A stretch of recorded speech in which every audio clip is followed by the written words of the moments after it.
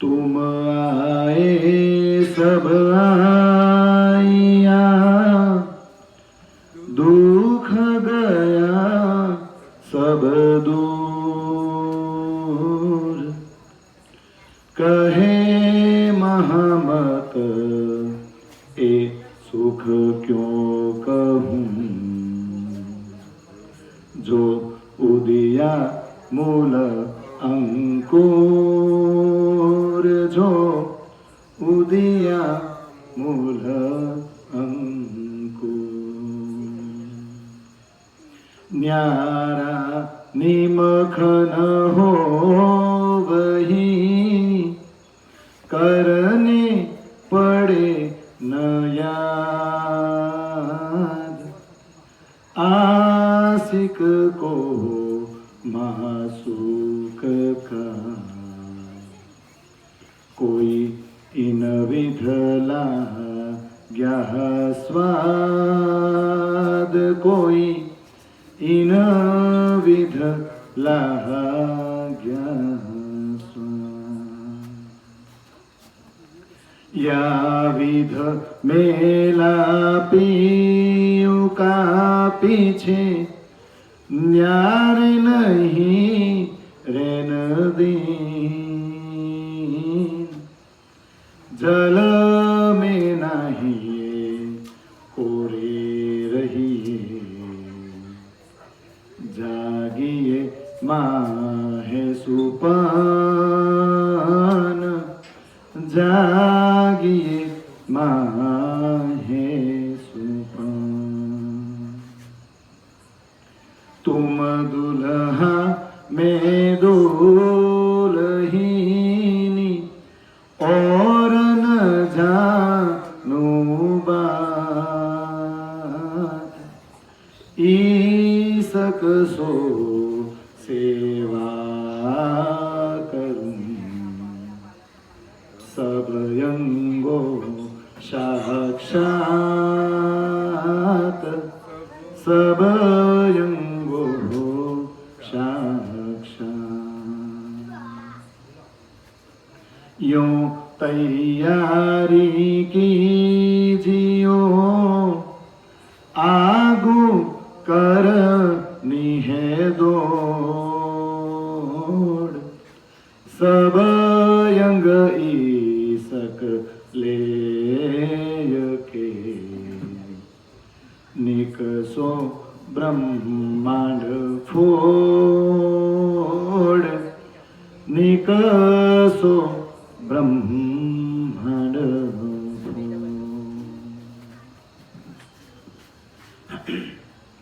बोलो श्री प्राण प्रियतम प्राण वल्लभ धाम के दुल्हा की, बोलो श्री प्राण प्रियतम प्राण वल्लभ धाम के दुल्हा की, बोलो श्री प्राण प्रियतम प्राण वल्लभ धाम के दुल्हा की।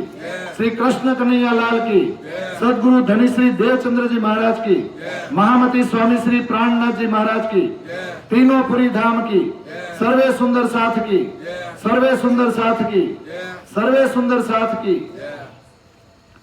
आत्माधार वहला सर्वे सुंदर साथ जी ना चरणों में कोटि कोटि प्रणाम।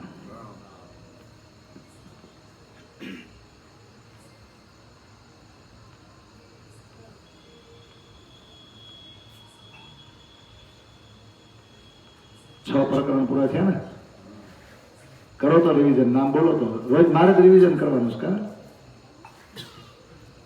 અને તમને એ વિશ્વાસ છે કે અમે નહીં બોલી તો આ બોલવાના તો છે 2 મિનિટ પછી કરતા જાઓ એટલે આગળ ખબર પડે કે કેટલું કેટલું આપણે જાણ્યા અને એમાંથી આપણે નીકળવાનું છે, ત્યારે આગળ અવતારોને આપણે સમજી શકીશું. બોલો પહેલું પ્રકરણ. દેવચંદ્રજી અને કૃષ્ણજી વચ્ચેનો જે વાર્તાલાપ છે ને એની વિગત ક્યાં આપેલી છે? પહેલા પ્રકરણમાં. બીજા પ્રકરણમાં બોલો.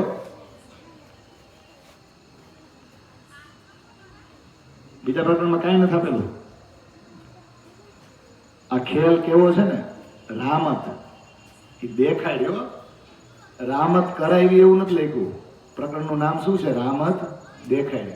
હવે એમાં આપણે જે રામત કરી છે ને એટલે રામતમાં વળી રામત એટલે ખેલ અને ખેલ મેં ખેલ, પછી પંથ પૈડાની ખેંચા ખેંચ. પણ આ બધું શેને કારણે થઈ રહ્યું છે તો કે વૈરાટ, આ જે સિસ્ટમ જે ઊભી છે ને એ જ એક જાળી છે. અને એ જાળી પાછી કોને લીધે આવી તો કે વેદ, એટલે વેદની પણ જાળી. થઈ ગયા ને 6 પ્રકરણ. આમાંથી નીકળો, આને પેલા સમજી લ્યો અને હવે જિજ્ઞાસા થાય કે નહીં, આ ભવસાગરમાંથી, આ સિસ્ટમમાંથી, આ વૈદિક કર્મકાંડમાંથી આપણે બહાર નીકળવું છે. ત્યારે અવતારો સમજવા પડે. તો હવે 7મું પ્રકરણ મૂક્યું છે ને, અવતારોનું પ્રકરણ. હો, હવે આપણને બધા નહીં મળી છે કે અવતારોનું પ્રકરણ એટલે વિષ્ણુના 24 અવતાર છે ને એનું વર્ણન નહીં છે. ના, એવું નથી. આપણી માટે જે ઇમ્પોર્ટન્ટ છે ને, જે મહત્વના છે ને, જે બ્રહ્મલીલા સાથે સંકળાયેલા છે, જે આપણા ઘરની વાતો સાથે, આપણા ઘરની લીલા સાથે, હકીકત અને મારફત સાથે જે સંકળાયેલા છે ને, એ જ અવતારોનું વર્ણન છે. આપણે એને જ જાણવાના. એટલે હવે આપણે સ્ટાર્ટ કરીએ. પહેલી ચોપાઈ પાછી આગળના છળ કપટ નહીં કે આપણે ક્યાં આવ્યા છીએ કે હજી જોજો, હજી યાદ દેવડાવે, આમ જ નીકળો ભાઈ એમ. અને પછી અવતારોને સમજો. એ છળતા એવો હતો જેમાં હાથ ન સૂજે હાથ, દ્રષ્ટ દીઠે બંધ પડે તેમાં આવ્યો તે સઘળો સાથ. તે માટે વાલેજીએ આવીને છોડ્યો સાથ, બીજ લાવી ઘર થકી કીધો જ્યોતનો પ્રકાશ. કેવું સરસ મજાનું ચોપાઈ છે. એ રામત કરી તમ માટે તમે જોવા આવ્યા જે, રામત જોઈ ઘેર ચાલશું વાતો તે કરશું એ. આ 3 ચોપાઈ બેઝના રૂપમાં મૂકી દીધી આગળના 6 પ્રકરણ પછી. આ છળ કેવો હતો? હતો ને, એ છળતા એવો હૂતો કે હતો. હતો એમ કોણ બોલી શકે? આપણે બધા તો એમનું કઈ એ છળતો હજી એવો ને એવો છે. ક્યારે બોલી? હજી આપણે એ છળ કપટને ઓળખી શક્યા નથી. આપણે હતો એવું ક્યારે બોલ દઈ? આપણે જો એમાંથી બહાર નીકળી જાય તો જ ને. તો આગળના 6 પ્રકરણમાં આપણે ઓળખી ન ગયા. હવે આપણે એમાંથી બહાર નીકળી જાય કે નહીં? આપણે એટલા પરિપક્વ થયા કે નહીં? કેવો છળ હતો, માંડ બાંડ હતો. ધણીજીએ આપણો હાથ પકડીને બહાર કાઢ્યો ને એટલે થોડાક નીકળ્યા. જેમાં હાથ ન સૂજે હાથ, ડાબા હાથ ને જમણો હાથ ન સૂજે એમ. આપણે એક હાથ ને બીજો હાથ ન દેખાય એવું. અરે આપણી બ્રહ્મ સૃષ્ટિ અહીંયા આવીને ભૂલી પડી, આપણી નિસ્બત આપણે ભૂલી ગયા. સામસામી ક્યાંક રસ્તામાં ભેગાઈ થાય ને તો એકબીજાને ઓળખી શકતા નથી. અરે એ તો ઠીક કે પરમાત્મા વિશે, આપણા ઘર વિશે ઘણી બધી સાક્ષીઓ આપેલી છે, પણ એને આપણે ચીંધી શકતા નથી. આપણી જ વાતો છે, આપણી સામે વારંવાર આવે તોય વિશ્વાસ આવતો નથી, તોય ઈશ્ક યાદ આવતો નથી. આ માયા તો જુઓ, હાથ ન સૂજે હાથ. આપણો જે એક આપણા બીજા હાથને દેખાતો નથી. એવું જ થયું ને. આપણા જ ઘરની બ્રહ્માત્માઓ અહીંયા આવી છે, આપણે એકબીજાને ઓળખી શકતા નથી. કેવા ખોવાઈ ગયા છે, કેવા માયામાં ડૂબી ગયા છે, નીકળી નથી શકતા. અને કેવી રીતે બંધાઈ ગયા છે તો આગળ ચર્ચા થઈ. દ્રષ્ટ દીઠે બંધ પડે. આ એક ચરણ ઉપર છે ને કિરંતનમાં કેટલાય પ્રકરણની ચર્ચા કરી શકીએ. જન્મત હી તેરો અંગ હી જૂઠો, દેખત હી મિટ જાય કે ખીન એક લે હું લટક ભંજાય.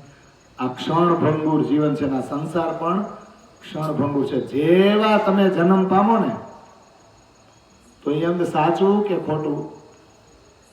જે શરીર ગર્ભમાંથી બહાર નીકળશે ને ચેતન શક્તિને લીધે હલનચલન કરશે, પણ જેવી ચેતન શક્તિ જશે એટલે કેવું થઈ જશે? મળદું જ ને કે બીજું કઈ? તો જન્મતા વેત જ આપણું અંગ ખોટું પડી જવાનું છે. ત્યાંથી જ બધું બંધાઈ ગયું છે. તરત જ બંધનમાં તમે પડી ગયા, તરત આવાગમનના ચક્કરમાં પડી ગયા. જન્મતા વેત અને જશો પાછી બીજી યોનિમાં આવશો. એને દ્રષ્ટ દીઠે બંધ પડે અથવા તો દેખત હી મીટ જાય. જોત જોતામાં આ જીવન કેવું છે? વીજળીના ચમકારે જેવો વીજળીનો ચમકારો થયો. હજી તો આપણે જોવો છે આ તો ચાલ્યો ગયો. આ જીવન એવું છે. ઘણી વાર આપણે એકબીજાને ન કહેતા ફરી ઓ હોય કેટલા વર્ષ વયા ગયા ક્યાં ઓહો તમારા છોકરા કેટલા મોટા થઈ ગયા હમણાં મળ્યા હતા ને તો આવડે એ વાત હવે જો થાય કે ન થાય. અને આપણે એનું પાલન પોષણ કરવાનું પરિવારને સાચવવાનું વ્યવહાર નિભાવવામાં જિંદગી કેમ જાય છે ને રોજ આયુષ્ય ઓછું થાય છે ને. દેખી તાજ આમાં તમે બંધનમાં પડી જાઓ. દેખી તાજ બધું જોયું ને માયાવી દ્રશ્યો કાંઈક ને કાંઈક વિચાર આવે મારું એવું હોય તો છે ને. આવા છળ કપટવાળા સંસારમાં આપણે બધે પરમધામથી અવતરિત થયા. કઈ રીતે અવતરિત થયા? તો આપણું ચિંતન જે છે ને એ વાલાજીએ અહીંના જીવો ઉપર બેસાડી દીધું અને એવી રીતે દેખાડે છે કે જાણે એ આપણે જ કરી રહ્યા છીએ. આપણે તો એના ઉપર સવારથી ફક્ત જોઈ રહ્યા છીએ પણ અનુભૂતિ તો થાય કે ન થાય? એમ થાય છે. તો તે માટે વાલેજીએ આવીને છોડ્યો સાથ. કોણે આવીને આપણા સુંદર સાથને આમાંથી છોડાવ્યો? આપણને બધાને કોણે છોડાવ્યા?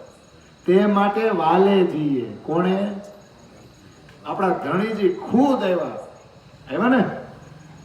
એ બાની ચિત્ત દે શૂન્યો સાથ કૃપા કર કહે શ્રી પ્રાણનાથ. એ કીવ કરજી જાનો મન શ્રી ધણીજી લ્યાય ધામ છે વચન. આપણા વાલાજી આવ્યા છે અને આવ્યા અને આપણા સુંદર સાથને તો આપણને બધાને આમાંથી બહાર કાઢ્યા. કઈ રીતે બહાર કાઢ્યા? શું લાવ્યા? બીજ લાવી ઘર થકી કીધો જ્યોતનો પ્રકાશ. બીજ લાવ્યા ક્યાંથી? પરમધામથી. તારતમ રૂપી બીજ લાવ્યા કે નહીં? અને એ તારતમ જ્ઞાન એ જાગૃત બુદ્ધિનો પ્રકાશ છે ને એની જ્યોત છે ને જ્યોતનો પ્રકાશ એટલો ફેલાયો કે આ અજ્ઞાનતામય અંધકાર છે ને એનો નાશ થઈ ગયો ને. તો બોલો આ રામત કોના માટે કરવામાં આવી? આમાંથી આ રામતના જીવડા તો બહાર ન નીકળી શક્યા. એ તો ભાઈ જેના માટે કરવામાં આવી છે ને જેણે રચના કરી છે ને એને ખબર હોય. તો આ રામત આ ખેલ આ સંસારની રચના આ વૈરાગની ઉત્પત્તિ આ વેદની જાળી કર્મકાંડમાં બાંધી નાખ્યા આપણને. કોના માટે? હુકમથી થયું છે ને. એ રામત કરી તમ માટે. શું કહે છે મહામતી શ્રી પ્રાણનાથજી? આપણી આગેવાની લઈને આપણને બધાને કહે છે ને આ રામત સુંદરસાજી તમારા માટે કરવામાં આવી છે. તમે જોવા આવ્યા છે. તમે જ જોવા આવ્યા છો. આવ્યા છો કે નહીં? તો રામત જોઈ ઘેર ચાલશું. ચાલશું એટલે શું? સપનામાં કેટલા દ્રશ્યો ઉત્પન્ન થાય આપણને સપનું આવે એટલે. પણ જેવી આંખ ઉઘાડો એટલે સીધો વિશ્વાસ આવે ને કે હું તો પથારીમાં છું મારા ઘરમાં જ છું. લે પછી આપણે ખબર પથારી જોઈ ઘરે જઈ લે મારી જ રૂમમાં છું ને બોલો યાદ આવવા માંડે કે નહીં? તો આ દ્રશ્યો જોઈ લીધા કે નહીં? એ દ્રશ્યોમાં જ્યાં સુધી ઓતપ્રોત હતા ને ત્યાં સુધી પથારી યાદ આવતી નહોતી. ક્યાં સૂતા છે એ ખબર નથી. પણ જેવા સપનામાં બહાર નીકળ્યા એટલે આમ કરીને ઓશીકું કઈ ગયું. આ આપણા ઘરના સભ્યો અહીંયા સૂતા છે ને રૂમમાં બધી વસ્તુ એની જ છે ને ન્યા જ છે ને. આવું થાય કે નહીં થાય? તો રામત જોઈ ઘેર ચાલશું વાતો તે કરશું. એ રામત જોઈ લીધી હાલો હવે ઘેરે. ઘેરે હાલો એટલે બેઠા છો ઘેરે પણ હવે જે દ્રશ્યોમાં તમારું ચિંતન ગયું છે ને ચિંતનને પાછું વાળો અને પછી વાતું કરો. આપણે સપનામાં વાતું નથી કરતા. જાય ગયા પછી આપણે ખબર આપણા પરિવાર વાળાને કહે મને આવું સપનું આવ્યું હતું. સપનામાં તું ક્યાંય ને ક્યાંય વયો ગયો હતો ક્યાંય ને ક્યાંય ચાલી ગઈ હતી. અરે તને તો એની શું વાત કરું? તો એ એમ કે મને આવું આવ્યું હતું. એવું હોય તો થાય કે નહીં? તો પછી આપણે એની વાતો કરશું. પણ હવે જોજો વર્ણન કરી. હવે 14 લોક ચારે ગમા મેં મથિયા જોય વચન મો જલ સાગર માંથી કાઢ્યા તે 5 રતન.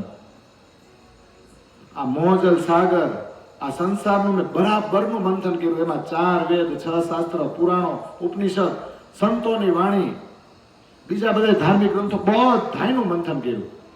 14 લોક એનો અનુભવ કર્યો. 4 દિશા 4 ખૂણા બધાયનું મેં બરાબર મૈથા અને વચનો સાથે બધું જ ગ્રહણ કર્યું. બધું જ સમજ્યા. તો આ મોજલ સાગરમાંથી ક્ષરથી બહાર કોણ નીકળવું? આ આદિનારાયણ આ ક્ષર પુરુષમાંથી કોઈ બહાર નીકળી શક્યું નથી. નિત્ય નૈમિતિક પ્રાકૃતિક અને મહાપ્રલય થાય ને તો મહાપ્રલય ત્યાં સુધીમાં આદિનારાયણ સુધીમાં બધું સમય જાય પછી અવ્યાકૃતમાં જાય. પણ આ બધામાંથી બહાર કોણ નીકળી શકાય? તો આ મોજલ સાગરમાંથી 5 રતન બહાર નીકળ્યા. કયા 5? એ 5 તો બધાને બહુ યાદ રહ્યો. હવે આગળ જાય ને પહેલા કહ્યા મેં સાથને પાંચે તણા એ નામ સુખદેવ ને સનકાદિક મહાદેવ ભગવાન. હા, નારાયણ લક્ષ્મી વિષ્ણુ માહે વિષ્ણુ થકી ઉત્પન્ન અંગ સમાય અંગમાં એ નહીં વાસના અંગ. કબીર સાખજ પૂરવા લાવ્યો તે વચન વિશાળ પ્રગટ પાંચે એ થયા બીજા સાગર આડી પાડ. આ આખો જે અક્ષર પુરુષ છે ને એમાંથી નીકળીને આમ અક્ષરની જો પંચવાસના કહી શકીએ ને, જે અક્ષર સુધીનું જ્ઞાન લઈને આવ્યા. અને અક્ષરધામ તો ક્યાં છે?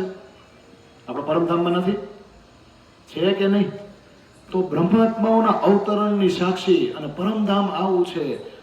અમે અક્ષરધામથી આવ્યા તો છીએ પણ અમે રંગમોલ સુધી પહોંચી શક્યા નહીં. આવી બધી સાક્ષીઓ લઈને કોણ આવ્યું? આ પંચવાસના ક્યાંક ને ક્યાંક પોતાની વાણી જોજો, એમના દ્વારા વાણી અવતરિત થઈ ને, શાસ્ત્રો કે અમુક ગ્રંથો લખાયેલો તો ખરા, એમાં ક્યાંક ને ક્યાંક આ સંકેતો લઈને આવ્યા. તો કયા કયા નામ છે આ પાંચ રતન?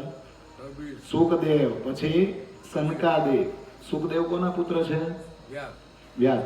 સનક આદિક એટલે સનક, સનંદન, સનાતન ને સનત કુમાર બ્રહ્માજીના માનસ પુત્રો છે ને. એટલે ભલે આમ ચાર છે પણ એને કહેવાય હું એક જ સનકાદિક. પછી મહાદેવજી એટલે શંકર ને, ત્રણ થઈ ગયા કે નહીં? બીજા કોઈ બાકી? આ પાંચના નામ કહું છું એવું મહામતીશ્રી પ્રાણનાથજી કહે છે. પછી નારાયણ ને લક્ષ્મી બે વિષ્ણુની અંદર જ છે. વિષ્ણુ થકી જ નારાયણ ને લક્ષ્મી ઉત્પન્ન થયા છે. એટલે બે અંગ એકની અંદર જ છે. એટલે બે ની વાસના જુદી જુદી નથી. એટલે ખાલી વિષ્ણુ કહી દો તોય ચાલે. અને પછી સૌથી વધારે સાક્ષી આપવાવાળા કોઈ હોય ને, અને એ પાછી અવ્વલ વાણી. જોજો સંસ્કૃતના શ્લોકોમાં નહીં તો કોણ આવ્યું? કબીર સાહેબ. કબીર આપણી સાક્ષી આપવા આવ્યા છે. જોજો કબીરની કેટલી ચોપડીમાં સીધી આપણી જ વાતો આવે કે નહીં? કે નથી આવતી? અક્ષર લોક કે ઉપર અક્ષરાતીત અનુપ આવે કે નહીં? નીરખ હંસ કૌતૂહલ કરે, પછી દ્રષ્ટે જુગલ સ્વરૂપ. કેટલું સરસ મજાની આવી એવી ચોપાઈ આવી છે ને, ચલતે ચલતે પગ થકે હું અહીંયા પહોંચી શક્યો ને, આવી બધી ચોપાઈ છે ને. આપણે ડિટેલમાં નથી જતા પણ કબીર સાહેબ તો આપણી ઘણી બધી સાક્ષીઓ લાવ્યા. અને વિશાળ એટલે કેવી અવલ વાણી લઈને આવ્યા. પાંચે પાંચ અક્ષર બ્રહ્માંડમાં પ્રગટ થયા કે નહીં? એમાં પાછા આપણા મૃત્યુલોકમાં પ્રગટ થયા કે નહીં? આ પાંચે પ્રગટ થયા. પણ બીજા આ પાંચ રતન સિવાયના બીજા સાગર આડી પાડ એક વેદોમાંથી બહાર નીકળી શક્યા નહીં. આ બધાને જોજો, સુખ સંકાદિક ને નવટડી લક્ષ્મીનારાયણ ને ફરી વળી માયામાં જ છે. પણ હા, માયામાં રહેતા રહેતા કાંઈક અક્ષરની વાતો એને કરી. બેહદમાં ગયા તો ખરા ને, બેહદ મંડળનું જ્ઞાન લઈને તો આવ્યા કે ન આવ્યા? વાતો તો કરી પણ ક્યાંક ને ક્યાંક માયામાં અટવાણા તો ખરા. અટવાણા જ નહીં પણ આ પાંચ એવા છે એ તો નીકળ્યા. પુરુષ પ્રકૃતિ ઓળંગી ગયા, અક્ષર માહે જઈને ભેળા થયા. ત્યાં અક્ષર સુધીનું જ્ઞાન તો આપ્યું કે ન આપ્યું?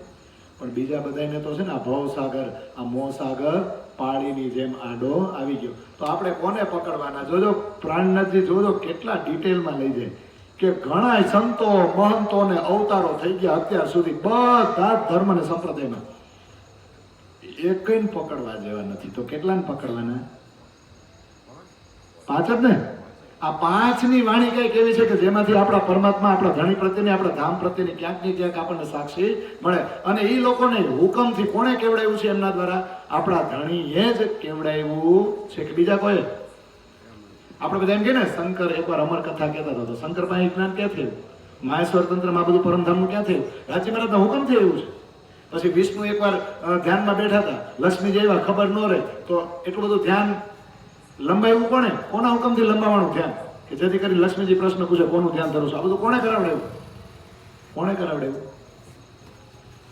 લે અરે ભાઈ, આપણે અહીંયા અવતરિત થાય ને એ પેલા આ પ્રસંગો એટલે બન્યા કે અહીંયા આવીને તો આપણે જે જીવ ઉપર સવાર થઈ ને, જીવ સાક્ષી માગશે શાસ્ત્રોની. આ જીવ એટલો ભૂંડો છે તો વિશ્વાસ તો અપાવડો કે નહીં? તો આ બધું હુકમથી આવ્યું છે કે નહીં? તો આ પાંચ ને પકડા કે નહીં? હવે આગળ જાય. એમાંય આપણે હજી એકદમ ડિટેલમાં જાય ને, એકદમ નજીક તો આ તો થોડુંક લાંબુ થઈ જાય ને, આ પાંચેય થકી જે બધી વાણી આવી એ બધી મંથન કરવા જાઉં તો વાર લાગશે. હા, તો હવે આપણે પકડવાનું હું બોલો. દેવચંદ્રજીએ શું પકડ્યું હતું? દેવચંદ્રજીએ શું પકડ્યું હતું? જોજો, શાસ્ત્રો, ઉપનિષદો, પછી સંતો મહંતોની વાણી, એ બધું અધ્યયન દેવચંદ્રજીએ કર્યું હતું કે નહોતું કર્યું? પણ પછી 14 વર્ષ નિષ્ઠાબંધ શું સાંભળ્યું? તો એકદમ નજીક કોની ગયા? જોજો, 17 વર્ષની ઉંમરે ઘર છોડ્યું, 4 વર્ષ સુધી કચ્છ ભુજ નગરમાં અલગ અલગ મતાંતરો બધા પાસે ગયા. 5 વર્ષ સુધી ક્યાં રહ્યા? હરિદાસ મહાત્મા સાથે. અને પછી બધાય કરતા સૌથી વધારે કોની સંગત કરી? હું આમાં માંગણી કરું છું તો શાસ્ત્રનું નામ તો બોલો. શ્રીમદ ભાગવત મહાપુરાણ. કારણ કે એની નજીક હું કામ જાય? કારણ કે એ વ્રજ રાસમાં રમણ કરવાવાળા કોણ છે? એ પોતે. તો જે આત્મા જ્યાંથી આવી છે, એ બ્રહ્મલીલા જેને કર્યું એની નજીક જાય કે ન જાય? લઈ જાય કોણ? રાજ્ય. પણ પેલા ખોજ કરાવી કે નહીં? તો વળી એક કાગળ કાઢ્યા સુખદેવજીનો સાર, હદીઓને કોહેડા, પણ બેહદી સમાચાર. બોલો, વિતકની અંદર આવે આ પ્રસંગ કે જ્યારે કૃષ્ણ પરમાત્માએ દર્શન આપ્યા ત્યારે દેવચંદ્રજીને એમણે શું કીધું? એ ભાગવત કાગત તુમ્હારા, એ તુમે ખુલે કલામ, ઓર કોઈ ન ખોલ શકે એ જો ખલક આમ. આ ભાગવત તો તમારા માટેનો જ કાગળ મેં મોકલાવ્યો છે. આની અંદરના ગૂઢ રહસ્યો છે ને, ખાસ કરીને વ્રજ અને રાસલીલા, જે બ્રહ્મલીલા, જે આપણા દ્વારા પહેલા ફેરામાં કરવામાં આવી હતી, એ રહસ્યો તો તમે જ ખોલી શકશો. બીજાની તાકાત નથી. આમ એટલે ખલક, આમ ખલક એટલે આ જીવ સૃષ્ટિ, આ માનવજાત જે બીજી છે ને, જે આઈના છે, એ આ રહસ્યને ખોલી શકશે નહીં. તો વળી એક કાગળ કાઢ્યા. જો આ બધાની વાણીમાંથી એક કાગળ બહાર આવ્યું અને સુખદેવનો સાર છે એવું કહેવામાં આવે છે ને. હદીઓને કોહેડા, હદીઓ માટે હદના જે જીવડા છે એની માટે તો ભાગવત કોહેડો જ છે. કોહેડો એટલે કોયડો. ભાગવત કોઈ સમજી શકતું નથી. જે લીલાને તમે કદાચ 7 દિવસ વર્ણન કરો ને તોય એનો છેડો ન આવે ને, એવો 10મો સ્કંદ છે. વેદ તણો સાર ભાગવત થયો, તેનો સાર 10મ સ્કંદ થયો. 10મ તણા અધ્યાય 90, તે નોય સાર કાઢીને દેવું. 90 માહે અધ્યાય 35, જે બ્રજ લીલા કીધી જગદીશ. જગદીશ વચન એને ના કહેવાય, એમ ના કહું તો પ્રકાશ કેમ થાય? તે માટે મેં કહ્યું એમ, નહીં તો રામત જે કીધી શ્રી કૃષ્ણ, એ નામનું તારતમ મેં ન કહેવાય. સાથ સંભાળી જુઓ જીવમાં. આ પ્રકાશ ગ્રંથની અંદર ચોપાય છે. વેદનો સાર ભાગવત, ભાગવતનો સાર 10મો સ્કંદ. 10મા સ્કંદમાં 90 અધ્યાય. કેટલા? હજી 90 અધ્યાય આપણે વાંચવાની જરૂર નથી, આપણા માટે છે જ નહીં. કેટલા? 90 અધ્યાય નોય સાર કાઢું તો કેટલા? 35. કેટલા? એમાં 30 અધ્યાયમાં વ્રત લીલા, 5 અધ્યાયમાં રાસ લીલા. આ વચન કે મારે પ્રગટ કરવા જ પડે. બાકી વ્રજ અને રાસલીલામાં રામત કરવા વાળા જે શ્રી કૃષ્ણ છે ને, એનું રહસ્ય, ઈ લીલા કરવા વાળા કોણ હતા ને ક્યાંથી આવ્યા હતા ને, એ રહસ્ય હું કહી શકું નથી. તો એ મારા સુંદર સાહેબ, આ કળિયુગમાં આપણે આવ્યા છીએ. હવે તારતમ્ય એવો, જાગ્રત બુદ્ધિ એવી, તો તમે તો હૃદયમાં સંભાળી જુઓ કે આ લીલા આપણે કઈ રીતે જરાક યાદ કરો. તો હદના જીવડાઓ માટે ભાગવત હજી પણ કોયડા સમાન જ છે. એટલે તો સાપ્તાહિક ભાગવત હોય એમાં 10મા સ્કંદના 35 અધ્યાયની કેટલી ચર્ચા આવે, ગણી જોજો. આમ હોય એ લીલા આવે એટલે બધાને મજા બહુ આવે. એમાં બહેનો તો સાક્ષાત ગોપિક બની જાય, ભાઈઓ બને કે ન બને ખબર નથી, બની જાય ને. એ લીલામાં આનંદ છે, બધાને મજા આવે છે. પણ પછી રૂકમણીના વિવાહ કરવા હોય ને આપણે ક્યાં? આપણે હો ક્યાં? અરે રૂકમણીના વિવાહ કાયદેસર ના થાય. એકવાર પૈણી નથી ગયા? એકવાર પૈણી ગયા છે કે નહીં? વારંવાર કોણ પૈણાવે? અને બીજા પૈણાવે ને એનો વાંધો નહીં. હવે આપણા વાળા જે ભાગવત કરવા માંડ્યા છે ને, એ હારા પૈણાવે. અને એ પાછા આ ગીત ગાય, હું દ્વારિકાનો નાથ મારો રાજા રણછોડ છે. હવે એ આ ગીત ગાય અને પછી દાવો કરે બ્રહ્મ સૃષ્ટિનો મેળ ક્યાં થાય? પછી આપણે કઈ ડાકોરના ઠાકોર મારા બંધ દરવાજા ખોલ. હમણાં આપણે શોભાયાત્રા નીકળશે તો બધા ગીત આપણે વાણીના એમાં મૂકશું ને તો લોકોને મજા નહીં આવે. એટલે આપણે કયા ગીત મૂકવા પડશે? હા, મૂકવા પડશે. પણ આપણી વાણીમાં એવા ગીત બનાવો, બીજા ગીતની જરૂરત ન પડે. તો આપણી ઓળખાણ થશે ને, તો આ સંસારને ખબર પડે કે નિજાનંદ સંપ્રદાય શું છે. ખબર પડે જ નહીં. પણ આ ભાગવત નીકળું કે નહીં? તમે રામત જોવા કારણે ઈચ્છા તે કીધી એ, તે માટે સહુ માપ્યું આ કહ્યું કૌતુક જે. તમે સુંદર સાથ રામત જોવાની ઈચ્છા કરી હતી ને, અને ઈચ્છા બહુ જબરજસ્ત કરી હતી. એટલા માટે આ સંસારની રચના કરવામાં આવી, અને રચના પછી આ સંસાર તમને સમજાવવામાં આવી રહ્યો છે. આ મંથન કર્યું દેવચંદ્રજીએ અનુભવ કર્યો, ખોજ કર્યો, અને આપણે કીધું કે આ સંસાર આવો છે, હવે તમારામાં પડવા જેવું નથી. તે માટે સૌ માપ્યું. આ બધું માયકું કોના માટે? આપણા માટે, આપણને આમાંથી બહાર કાઢવા માટે. અને આ કહ્યું કૌતુક જે આ શ્રીમદ ભાગવત અને આ પંચ વાસના અક્ષરની એના એમ વિસ્મયકારક કૌતૂહલપૂર્વક આ વર્ણન કર્યું, પ્રગટ કર્યું. કોના માટે? તો કે આપણી માટે. પણ હવે કોન્ફિડન્સ આવ્યો છે. ઇન્દ્રાવતી કહે છે જો અમે પરમધામથી આવ્યા હોય અને જો અમારી સંપૂર્ણ ઓળખાણ અમારા વાલાજીએ કરાવી હોય, એના તારતમ આવ્યો હોય ને, તો હવે એક વાત નક્કી, હું અમે રામત ખરી તો જોઈ, જો અખંડ કરું આ વાર, બુધને શોભા દઉં સત કરી પ્રગટ પાર. અમે રામત ખરી તો જોઈ. અમે આ ખેલમાં આવ્યા, અમે આ રામતને ઓળખી લીધી, અમે આ રામતને બરાબર જોયેલી ત્યારે જ ગણાશે જ્યારે આ સંસારમાં અમે આવ્યા ને, આ બધાને અમે પરમધામની જાણકારી આપી. ભલે જે પણ જીવ હોય, જેવો પણ જીવ હોય, અમારી સંગત કરશે અથવા તો અમે જેના ઉપર સવાર થયા છે એ જીવને અમે એટલો જ આનંદ આપવાની કોશિશ કરશું જેટલો અમે પરમધામમાં લઈએ છીએ. અખંડ તો કરવો જ છે. અમે આવ્યા ત્યારે સાર્થક ગણાય ને, જ્યારે અમારા લીધે આ સંસારને કઈ ફાયદો થાય. તો ફાયદો તો થાય છે, પણ સમજાવવા કેમ? તો કે બુધને શોભા દો, જેના થકી આ શાસ્ત્રો ઉત્પન્ન થયા છે.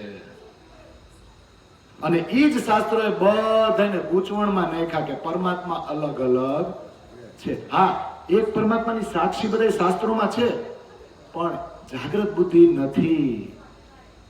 તો જાગૃત બુદ્ધિ એવી કે નહીં, તો શોભા કોને દેવાની?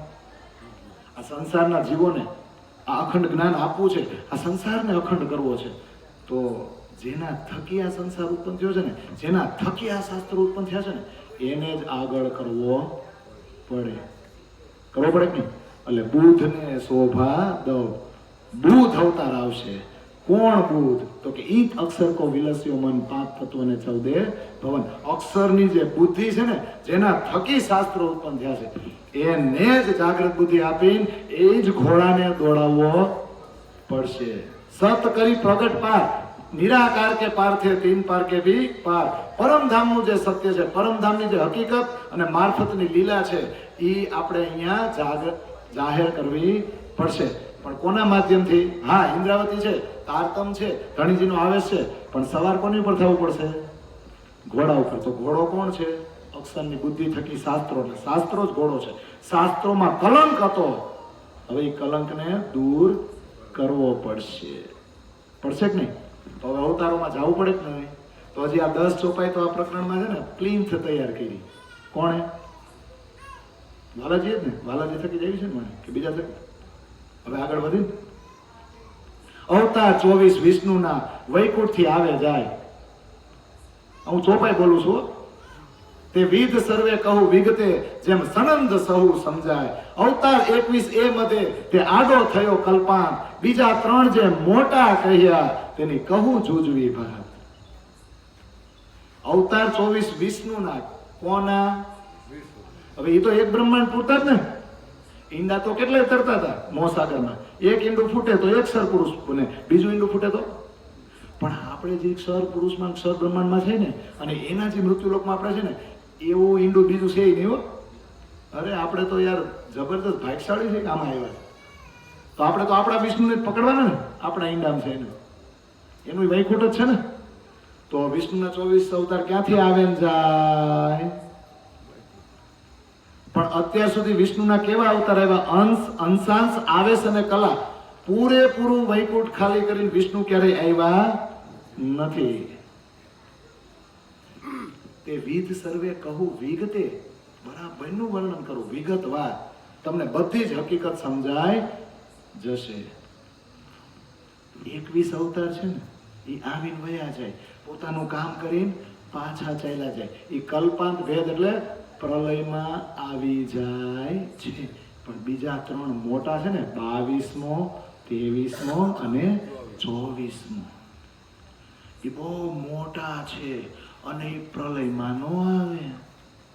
એ તો અખંડ ઘરેથી આવ્યા છે, એટલે એ અહીં આવીને જે કાર્ય કરે ને એ અખંડ જ રે કે નો રે? અખંડ એટલે અખંડની જાણકારી આપશે. લેવી હોય કે ન લેવી હોય તો આપણા હાથમાં છે જ ને. તો 3 મોટા છે એનું વિગતવાર વર્ણન કરું છું, એકદમ ગહેરાઈમાં, એકદમ ઊંડાણમાં વર્ણન કરું છું. તો શરૂઆત ક્યાંથી થાય? 3 મોટા છે, બધાને ખબર છે. 22મો, 23મો ને 24મો. તો 22મો કયો આવે? કારણ કે જગત તો વિષ્ણુનો જ જાણે ને, પણ આપણને ખબર છે કે અખંડ ધામ સાથે સંકળાયેલા અવતારો છે ને. કયો છે 22મો? બોલો, નામ લ્યો. કૃષ્ણ. 23મો બુધ, 24મો કલ્કી. કૃષ્ણ, બુધ અને કલ્કી, આ 3 અવતારો માટે જ આ પ્રકરણનું નામ મૂક્યું અવતારોનું પ્રકરણ. બાકીના 21 આપણે કાંઈ લેવા દેવા નથી, જરાય નહીં ને. છે લેવા દેવા? તો પછી આપણે ભાગવત સાંભળવા જવાય?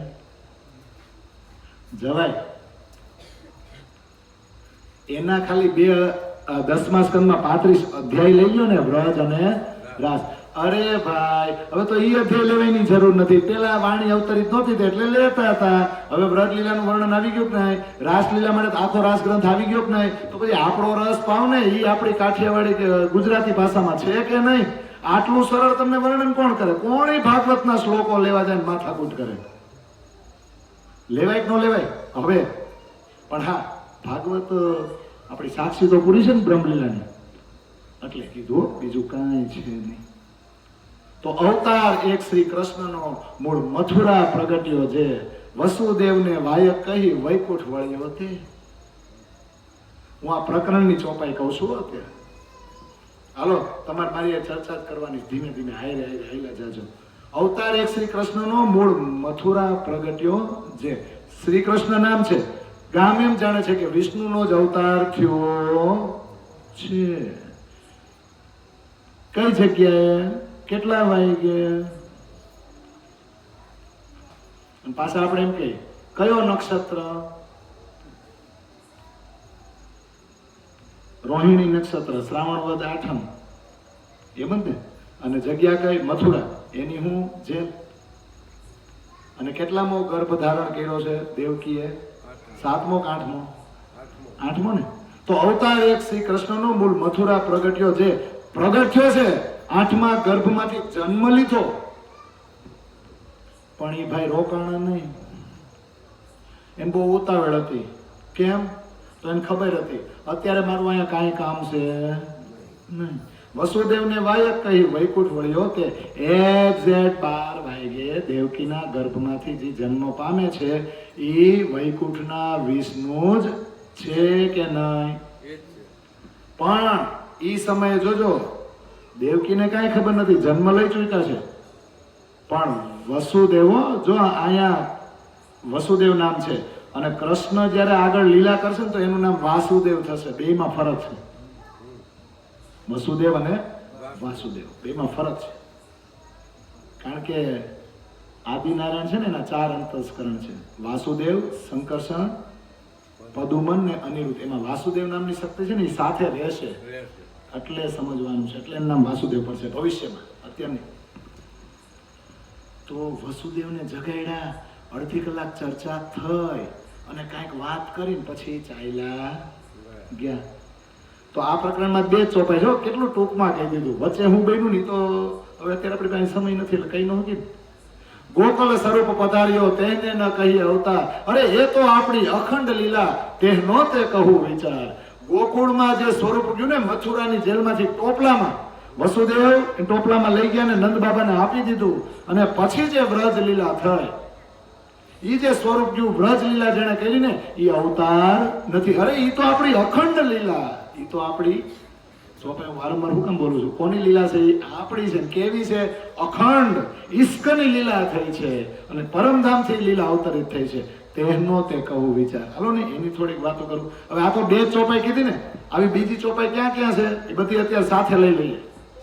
લેવી છે ને? પ્રગટવાણીમાં જાઓ, જેથી કોઈ હે બ્રહ્મ સૃષ્ટ પ્રેમ પૂરન ધની પર દ્રષ્ટ કંસ કે બંધ વસુદેવ દેવકી ઈત આઈ સુરત ચતુર્ભુજ કી, અથવા તો શું લખે ખબર? ચત્રભુજ કી. બોલો, કંસના બંધનમાં કોણ છે? વસુદેવ ને દેવકી. પણ બ્રહ્મ સૃષ્ટિ જે આવી છે એ તો ધણીજીને જ ગોત છે ને, પણ બ્રહ્મ સૃષ્ટિ તો હવારે આવી, નવમ ને દી 9 વાગે. તો નંદ ઉત્સવનું મુખ્ય કારણ બ્રહ્મ સૃષ્ટિઓની સુરતાનું અહીંયા વ્રજવધુ ઉપર અવતરણ છે. અને જેવું વ્રજવધુ ઉપર આવી ને એટલે ઘરનું કામકાજ મૂકીને નંદ બાબાના ઘરે જે કૃષ્ણ આવ્યા છે ને રાતે, એની તરફ દોડી ગઈ. તો પેલા કોણ આવ્યું? બધી જગ્યાએ પેલા કોણ આવ્યું? हमको खेल देखन की लागी रट, सो इत आए देखाई कर मन दृढ़, तुम हमको खेल दिखावन का, हम सो आगे आए श्री राज. એકય ટુકડો એવો નથી જેમાં આપણે પેલા આવી ગયા ની પછી આવ્યો હોય.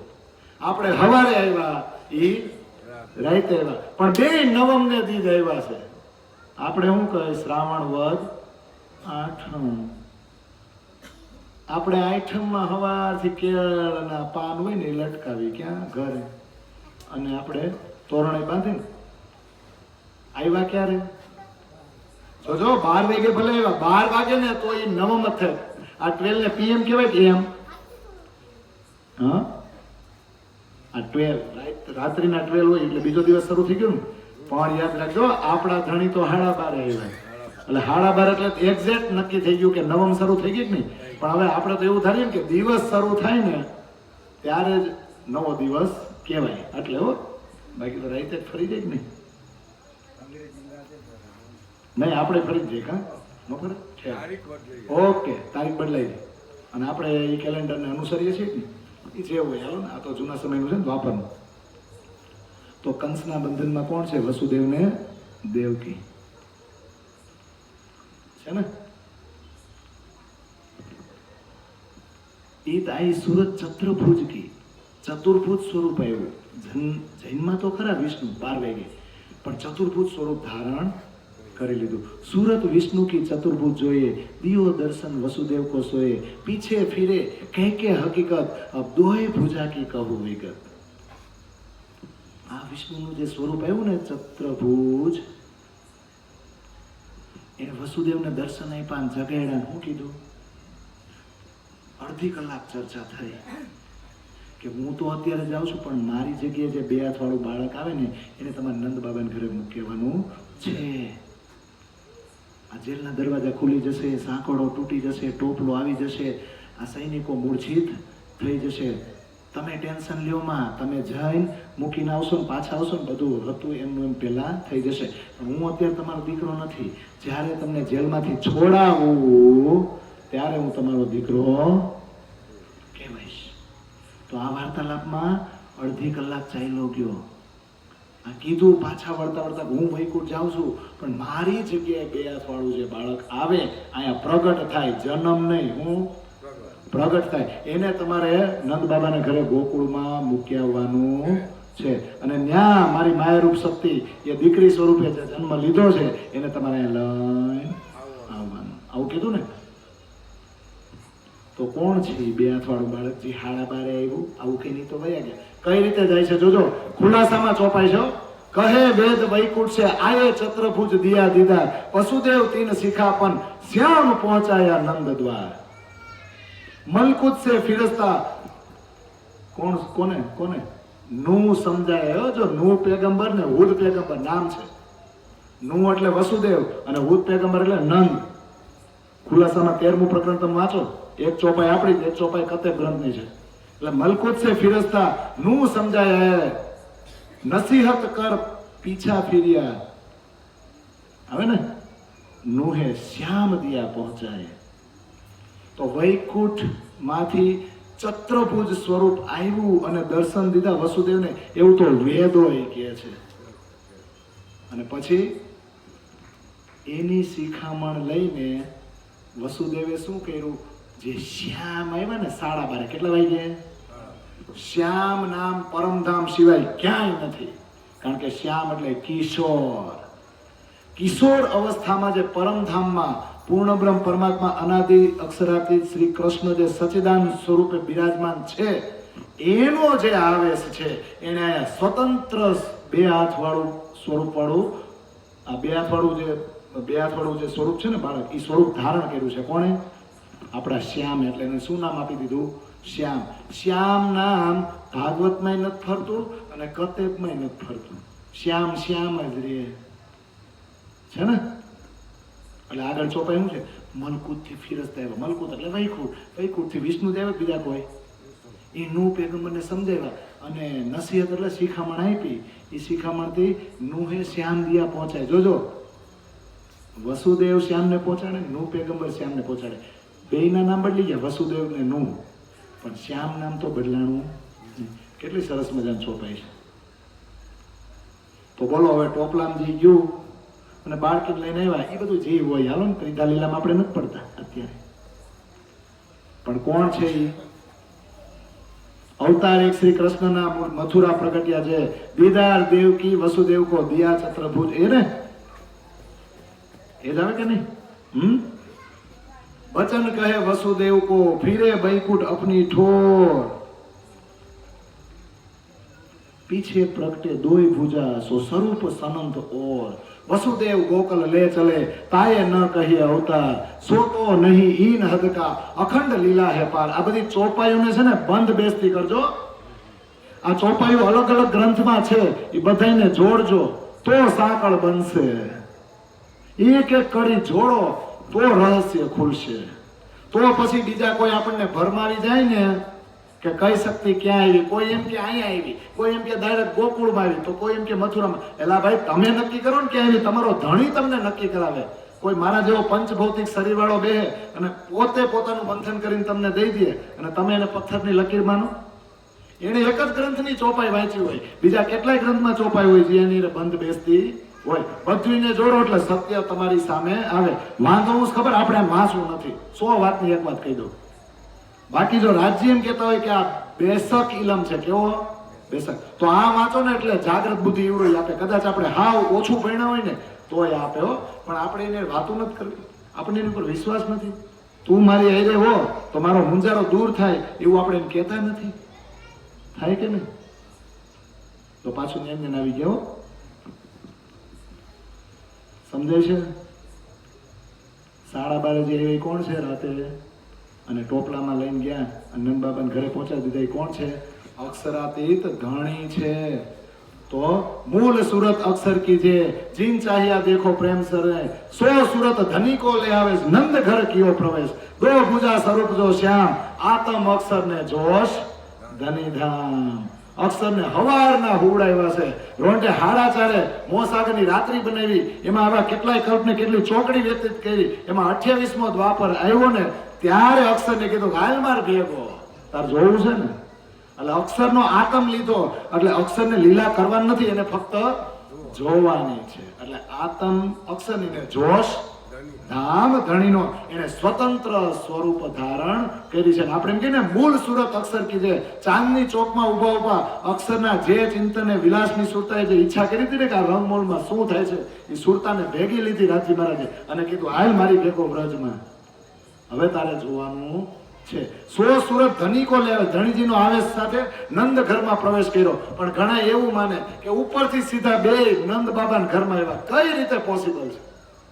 તો આ જેલમાં જે ઘટના બની એને તો પડી પૂજવાળ દેવાનું. લોલમ લોલ હાકે અને એની ઉપર તો સિરિયલ બનાવી દીધી. જે આપણે બધા જોઈશું. અને સીધા એના પ્રમાણે દાવો કરે. સીધા ક્યાંથી આવ્યા રાજજી? અક્ષરની આતમને લઈને સીધા નંદ બાબાના ઘરે. કઈ રીતે પોસિબલ છે? આ ચોપાયું છે એ પ્રમાણે તો બનાવો. અને પછી આપણને કાંઈ ખબર હોય ને અને આપણે સિરિયલ જોયા કરી અને આપણે સિરિયલ પ્રમાણે પછી આપણાથી નીચેના હોય બિચારા જેને કાંઈ ખબર ન હોય સિરિયલ પ્રમાણે વર્ણન કરી એટલે આપણે સિરિયલને હાચી માની એવડો એ આપણને હાચું માને. આ રાજી કે હું તો આમ પડ્યો રહ્યો ને મારી અરે તમે કઈ વાતો કરી. આ સમજાય છે? જો આ એક ચોપાઈમાં તમે જોજો ગોકુળમાં જે સ્વરૂપ ગયો છે વાસુદેવ ટોપલામાં લઈને જેને ગયા ને એ અવતાર નથી, એ હદનો નથી. શું તો અખંડ લીલા હે પા.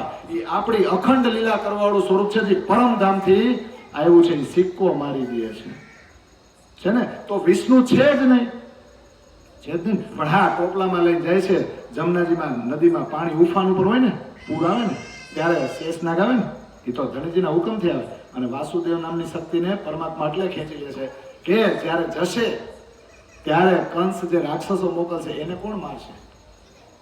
આપણા ધણી તો વ્રજવધુઓ સાથે જ લીલા કરવાના છે આનંદ, પણ રાક્ષસોને કોણ મારશે? તો અંદર એક શક્તિ લેવી પડશે ને હુકમથી. પરમાત્મા તો બધું કરી શકે, થાય કે નહીં? એટલા માટે. પણ આપણે અત્યારે ત્રિધા લીલામાં પડવાનું નથી. આટલું સમજી ગયા કે નહીં? એટલે અહીંયા છે ને અત્યારે અવતારોના પ્રકરણમાં છે ને નિષ્કલંક બુધા અવતારને મુખ્ય લેવાનો છે ને એટલે આ થોડુંક ટૂંકાવી દે છે એમાં ઇન્દ્રાવતી. સંક્ષેપે કહું મેં સમજવા ભાજવા મનની ભ્રાંત એનો છે વિસ્તાર મોટો આગળ કહીશ વ્રતાંત. કલ્પાંત ભેદ આહી થકી તમે ભાજો મનના સંદેહ અવતાર તે અક્રૂર સંગે લઈ લીધી.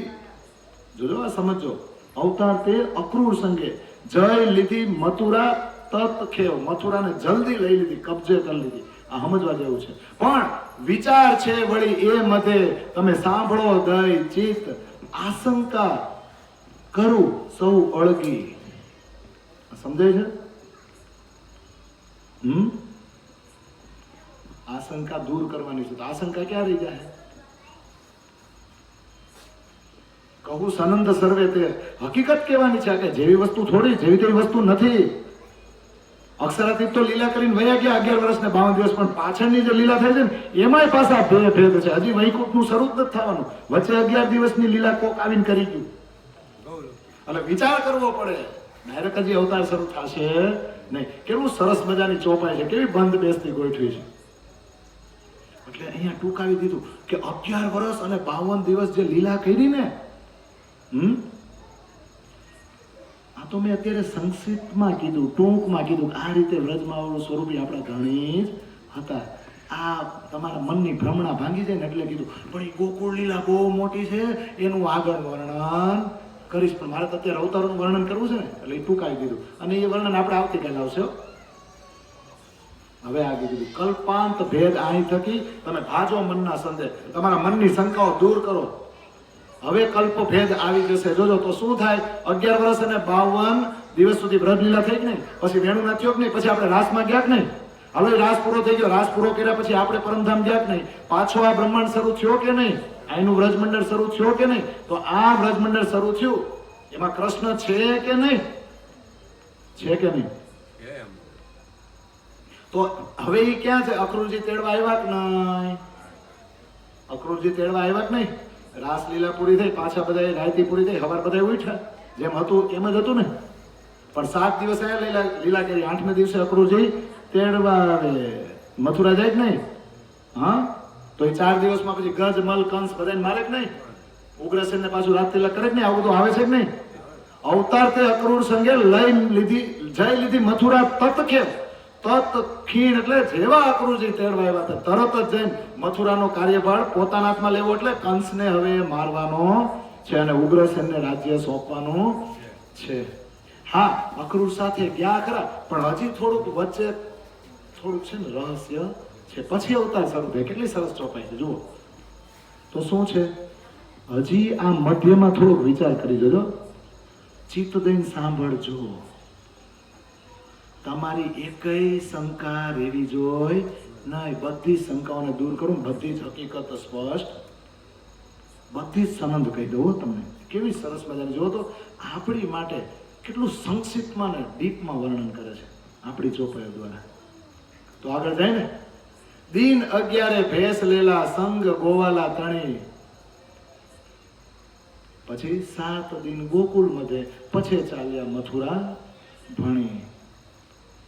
ધનક ભાજી હસ્તી મલ મારી, ત્યારે થયા દિન 4, કંસ પછાડી વસુદેવ છોડી, અહીંયા થકી અવતાર. 2 ચોપાઈને કહી દીધું કે હજી અવતાર ચાલુ નથી થયો, વચ્ચે 11 દિવસ કોઈ બીજો લીલા કરી ગયો. કોણ? 11 દિવસ હજી પણ જોજો ગોપ વેશ જ હતો. શું પહેર્યું તું કૃષ્ણએ?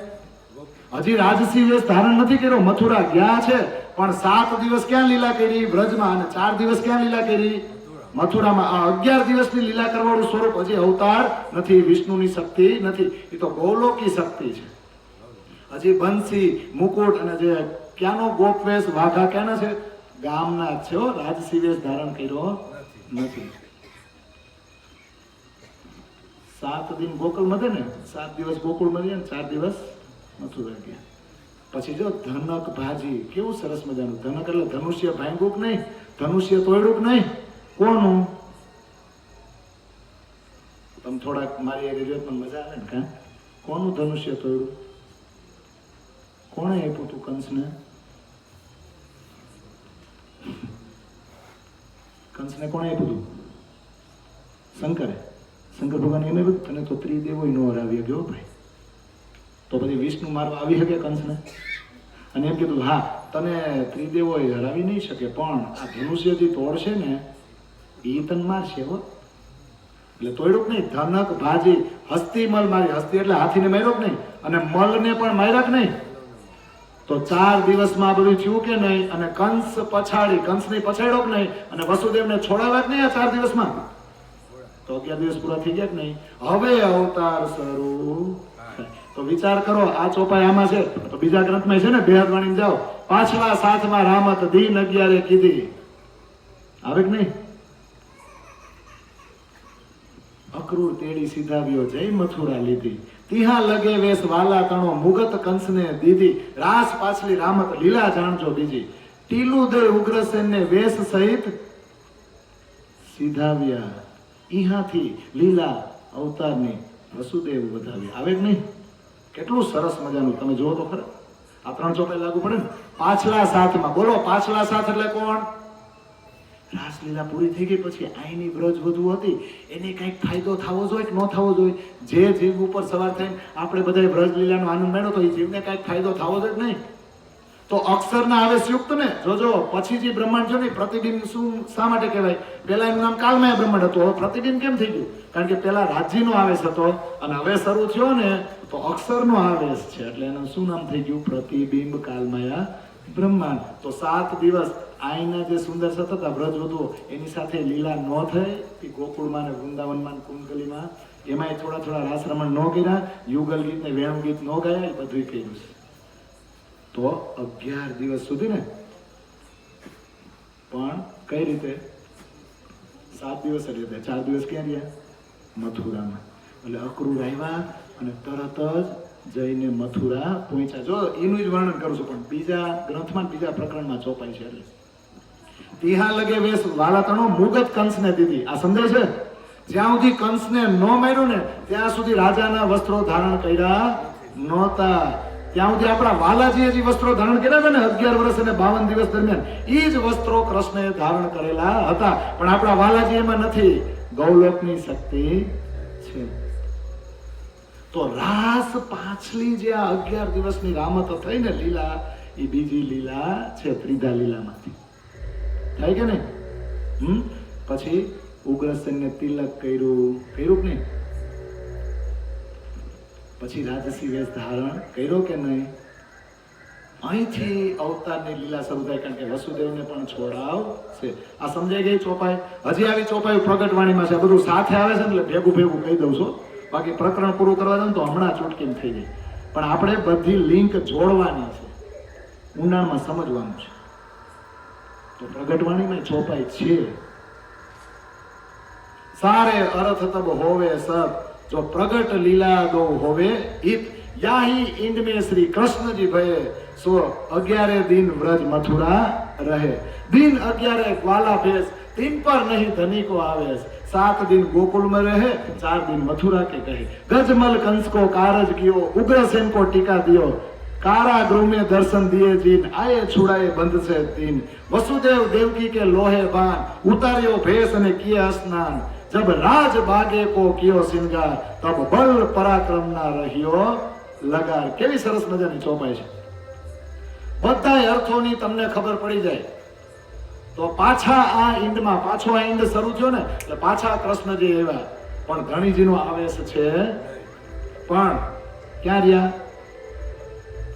11 દિવસ જ રહ્યા ને,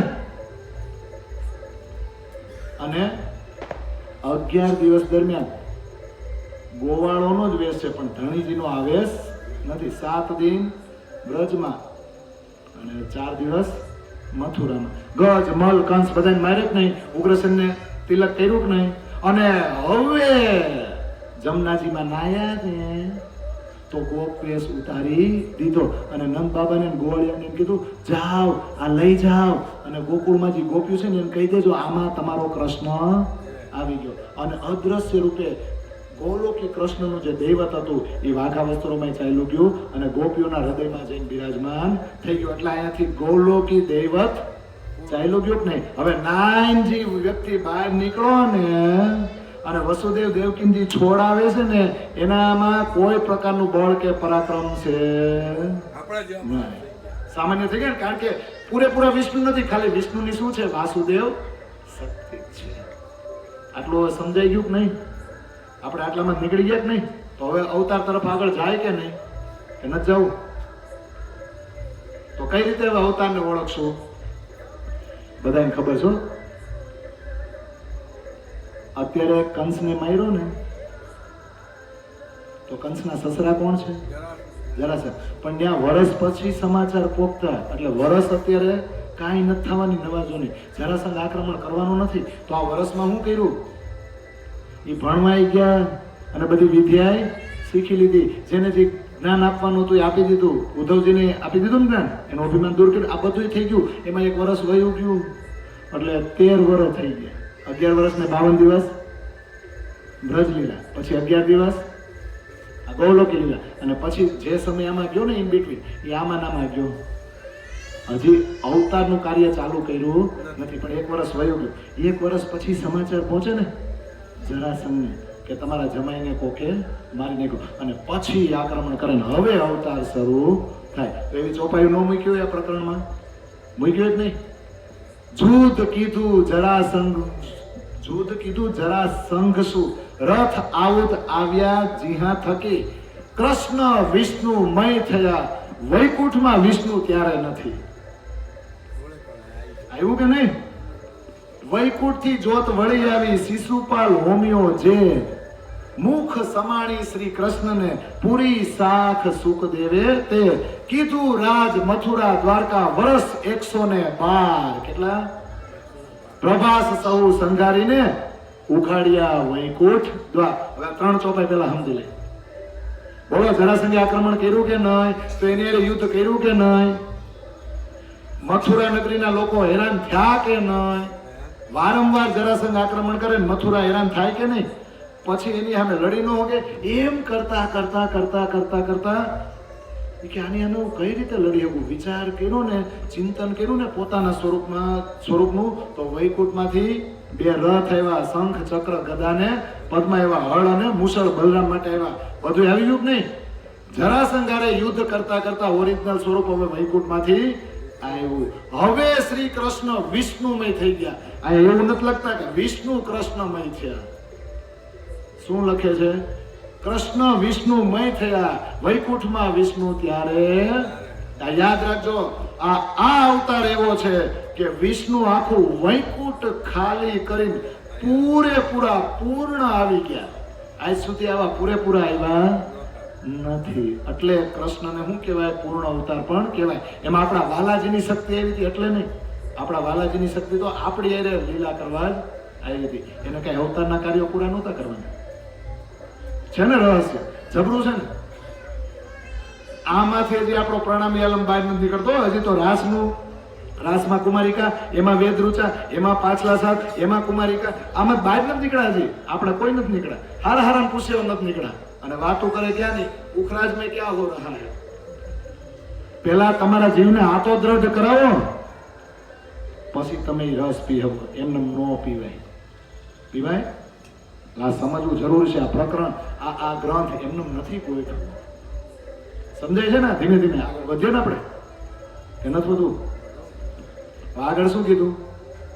શિશુપાલને જ્યારે માર્યો, તો શિશુપાલને માર્યો કોણે? કયા સ્વરૂપે માર્યો? દ્વારકાધીશ શ્રી કૃષ્ણ ને રાજસુ યજ્ઞ થતો હતો ને, કૃષ્ણની અગ્રિમ પૂજા થતી હતી ને, શિશુપાલ ગાળ બોલ્યો, એને માર્યો કે નહીં? માર્યો કે નહીં? તો એને મુક્તિ ક્યાંથી મળે? ક્યાં મળે? વૈકુંઠ જાય તો. એટલે શિશુપાલ છે ને એ વૈકુંઠ ગયો, એની જ્યોત ગઈ, પણ ત્યાં તો વિષ્ણુ હતા નહીં. તો જ્યોત પાસે આવી. અને આ ચોપાઈમાં એમ કે છે કે શ્રી કૃષ્ણના મુખમાં સમાઈ ગઈ. પણ કયા શ્રી કૃષ્ણ? જે દ્વારકાધીશ શ્રી કૃષ્ણ છે, જે પૂરેપૂરા વિષ્ણુ છે ને, એના મુખમાં આવીને સમાઈ ગઈ. અને એની સાક્ષી તો એ કે સુખદેવે ભાગવતમાં એ પૂરી છે. તો ત્યાંથી અવતાર થયો કે નહીં? 13 વર્ષની ઉંમર પછી મથુરામાં જરાસંઘનું આક્રમણ થાય અને વૈકુંઠથી બધી શક્તિ આવે, ત્યારે ત્યાંથી વિષ્ણુનો અવતાર ચાલુ થાય ને 112 વર્ષ સુધી રાજ કરે મથુરા અને દ્વારકામાં. અને છેલ્લે પ્રભાસ પાટણમાં યાદવોનો સંહાર કરાવીને વૈકુંઠના દ્વાર ઉઘડે અને વિષ્ણુની શક્તિ પાછી જાય છે કે નહીં? બોલો, આવી ચોપાઈ બીજે ક્યાં છે? आए जरासंध मथुरा घेरी सही, तब श्री कृष्ण जी को अति चिंता भई, यो याद करते आयो विचार, तब कृष्ण विष्णुमय भये निर्धार, तब वैकुंठ में विष्णु ना कहे, इत 16 कला संपूर्ण भये, या दिन थे भयो अवतार, ये प्रगट वचन देखो विचार. હવે કે नहीं? आउद अपने मंगाई के लिए कई विध झूठ असुरों सो किए, मथुरा द्वारका लीला कर जाए पहुंचे विष्णु वैकुंठ कर. शिशुपाल की जोत वैकुंठे गई, समाई श्री कृष्ण में तीत ना रही. आउद अपने मंगाई के लिए कई विध झूठ असुरों सो किए, मथुरा द्वारका लीला कर जाए पहुंचे विष्णु वैकुंठ घर. आ अवतार ની લીલા થાય કે નહીં?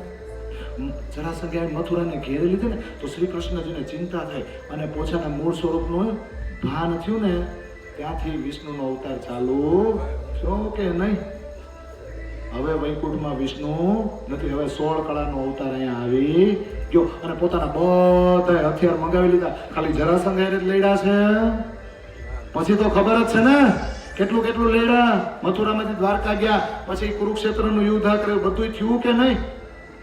મથુરા ને દ્વારકાની લીલા કરી પછી વિષ્ણુ ક્યાં ગયા? પોતાના વૈકુંઠ ઘરે. આપણે આની કઈ લેવા દેવા ખરા? પછી તો જોજો ત્યાંથી આ સંસાર આગળ વધ્યો, દ્વાપર પૂરો થયો, કળિયુગ આવ્યો જ નહીં. પછી આપણે ક્યારે આવ્યા એ તો ખબર છે ને. એટલે આપણે હવે આપણા અવતાર પાસે જવું પડે કે નહીં? તો કૃષ્ણ અવતાર તો પૂરો થઈ ગયો કે નહીં? એમાં આપણી લીલા અખંડ પૂરી થઈ ગઈ કે નહીં? અને અખંડ એ કોણે કરી છે?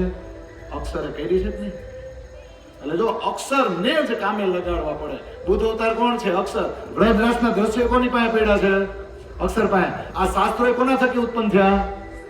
તો અક્ષરને જ્યાં સુધી કામે ન લગાડો, એને જ્યાં સુધી જાગૃત બુદ્ધિ ન આપવામાં આવે, ત્યાં સુધી આ બ્રહ્માંડને અખંડ કરી શકીએ નહીં. એટલે હવે બુદ્ધને શોભા આપે છે કોણ? આપણા રાજ્ય. એને આગળ દોડાવો થશે ને તો હવે આગળ વધી કે નહીં? હા, એટલે અવતારોના પ્રકરણમાં હવે આગળ શું કહે છે? દીન આટલા ગોપ હું તો મોટી બુદ્ધનો અવતાર, લવલેશ કાંઈક કહું એનો આગળ અતિ વિસ્તાર. હવે હારું ડેન્જર શરૂ થાય છે. અત્યાર સુધી કૃષ્ણમાં હતા ને, હવે બુદ્ધમાં જાય છે. આટલા બધા દિવસ એ કે બુદ્ધ અવતાર છે ને એ સંતાયેલો હતો, કોઈને ખબર નથી. હવે હું થોડું કે વર્ણન કરું છું, પણ આગળ તો એનો બહુ જ વિસ્તાર થશે. તો રાસલીલા પછી અક્ષરની બુદ્ધિ ક્યાં હતી? ક્યાં હતી?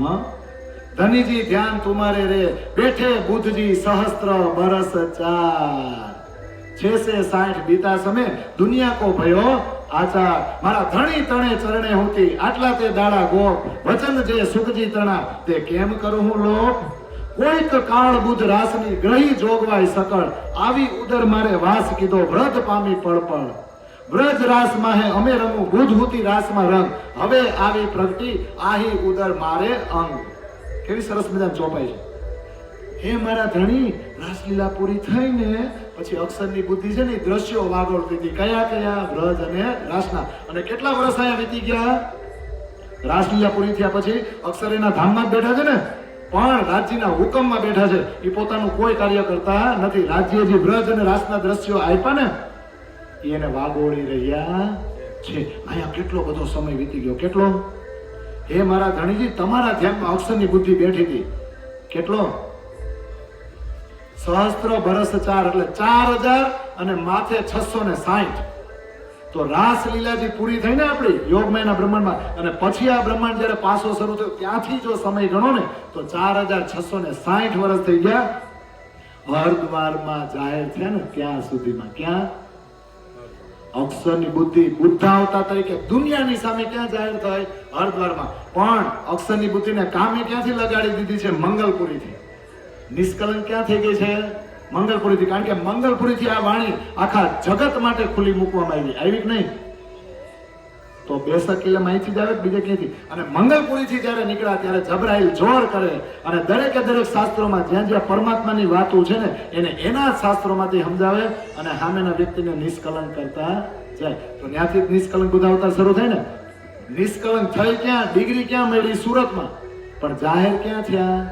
હરદ્વારની અંદર એટલે દુનિયામાં જાહેર થાય ત્યારે જ કહેવાય ને તો જ દુનિયા માને કે નહીં તો જ ભાઈને નવખંડો આરતી થાય કે નહીં એમ થાય એટલે 4660 વર્ષ પછી દુનિયાને ખબર પડી આ બુદ્ધ અવતાર છે ત્યાં સુધી ગોપ હતો ગોપ એટલે છુપાયેલો હતો તો ક્યાં હતા મારા ધણીજીના ચરણોમાં અને સુખદેવે કીધું કે આ બુદ્ધ અવતાર આવવાનો છે પણ એની ચોખવટ હું કરી શકતો નથી પણ ઇન્દ્રાવતી કે હું ચોખવટ કરું મારી સખીઓ માટે તો અક્ષરની બુદ્ધિ હતી ક્યાં પહેલા થોડા કેવા સમય માટે રાસમાં નહોતી ક્યાં હતી બોલો એને બ્રહ્માનંદના દ્રશ્યો અખંડ કર્યા કે નહીં ભજનાનંદ રાસલીલાના દ્રશ્યો અખંડ કર્યા કે નહીં વ્રજના દ્રશ્યો અખંડ કર્યા કે નહીં હવે ઇન્દ્રાવતી કહે છે મારા ધણીજીની આજ્ઞાથી મારી અંદર તો હતી પણ હવે એને કામે લગાડવાની છે હવે મારા ઉદરમાં આવી અને ધીમે ધીમે મોટી થઈ રહી છે વૃદ્ધિ પામી રહી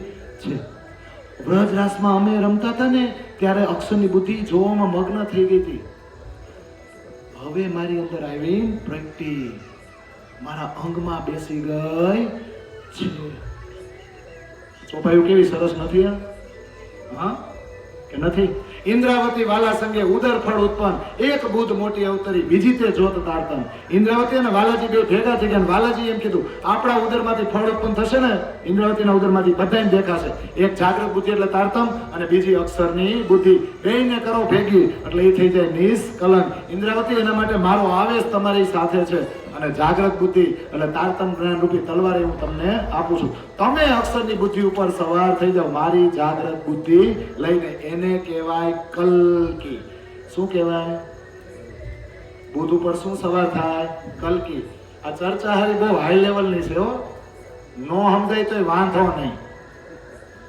આ રેકોર્ડિંગ થાય છે ને સાંભળજો અને નો સાંભળવું હોય ત્યાં સોપાયું વાંચજો અને ઘરે વાગોળશો મંથન કરશો તો કદાચ કાંઈક દઈશ હું મારી રીતે બેસ્ટ પ્રયત્ન કરું છું તમને સમજાવવાના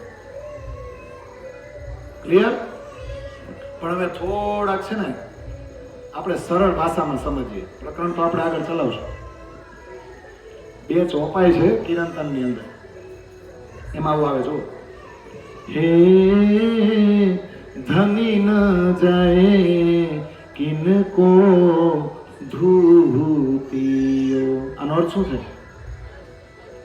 વાંચો છે હે જો કીજે અનેક ધૂતાર જો કીજે અનેક ધૂતાર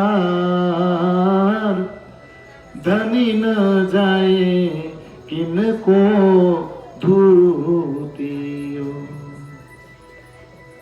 સમજાય છે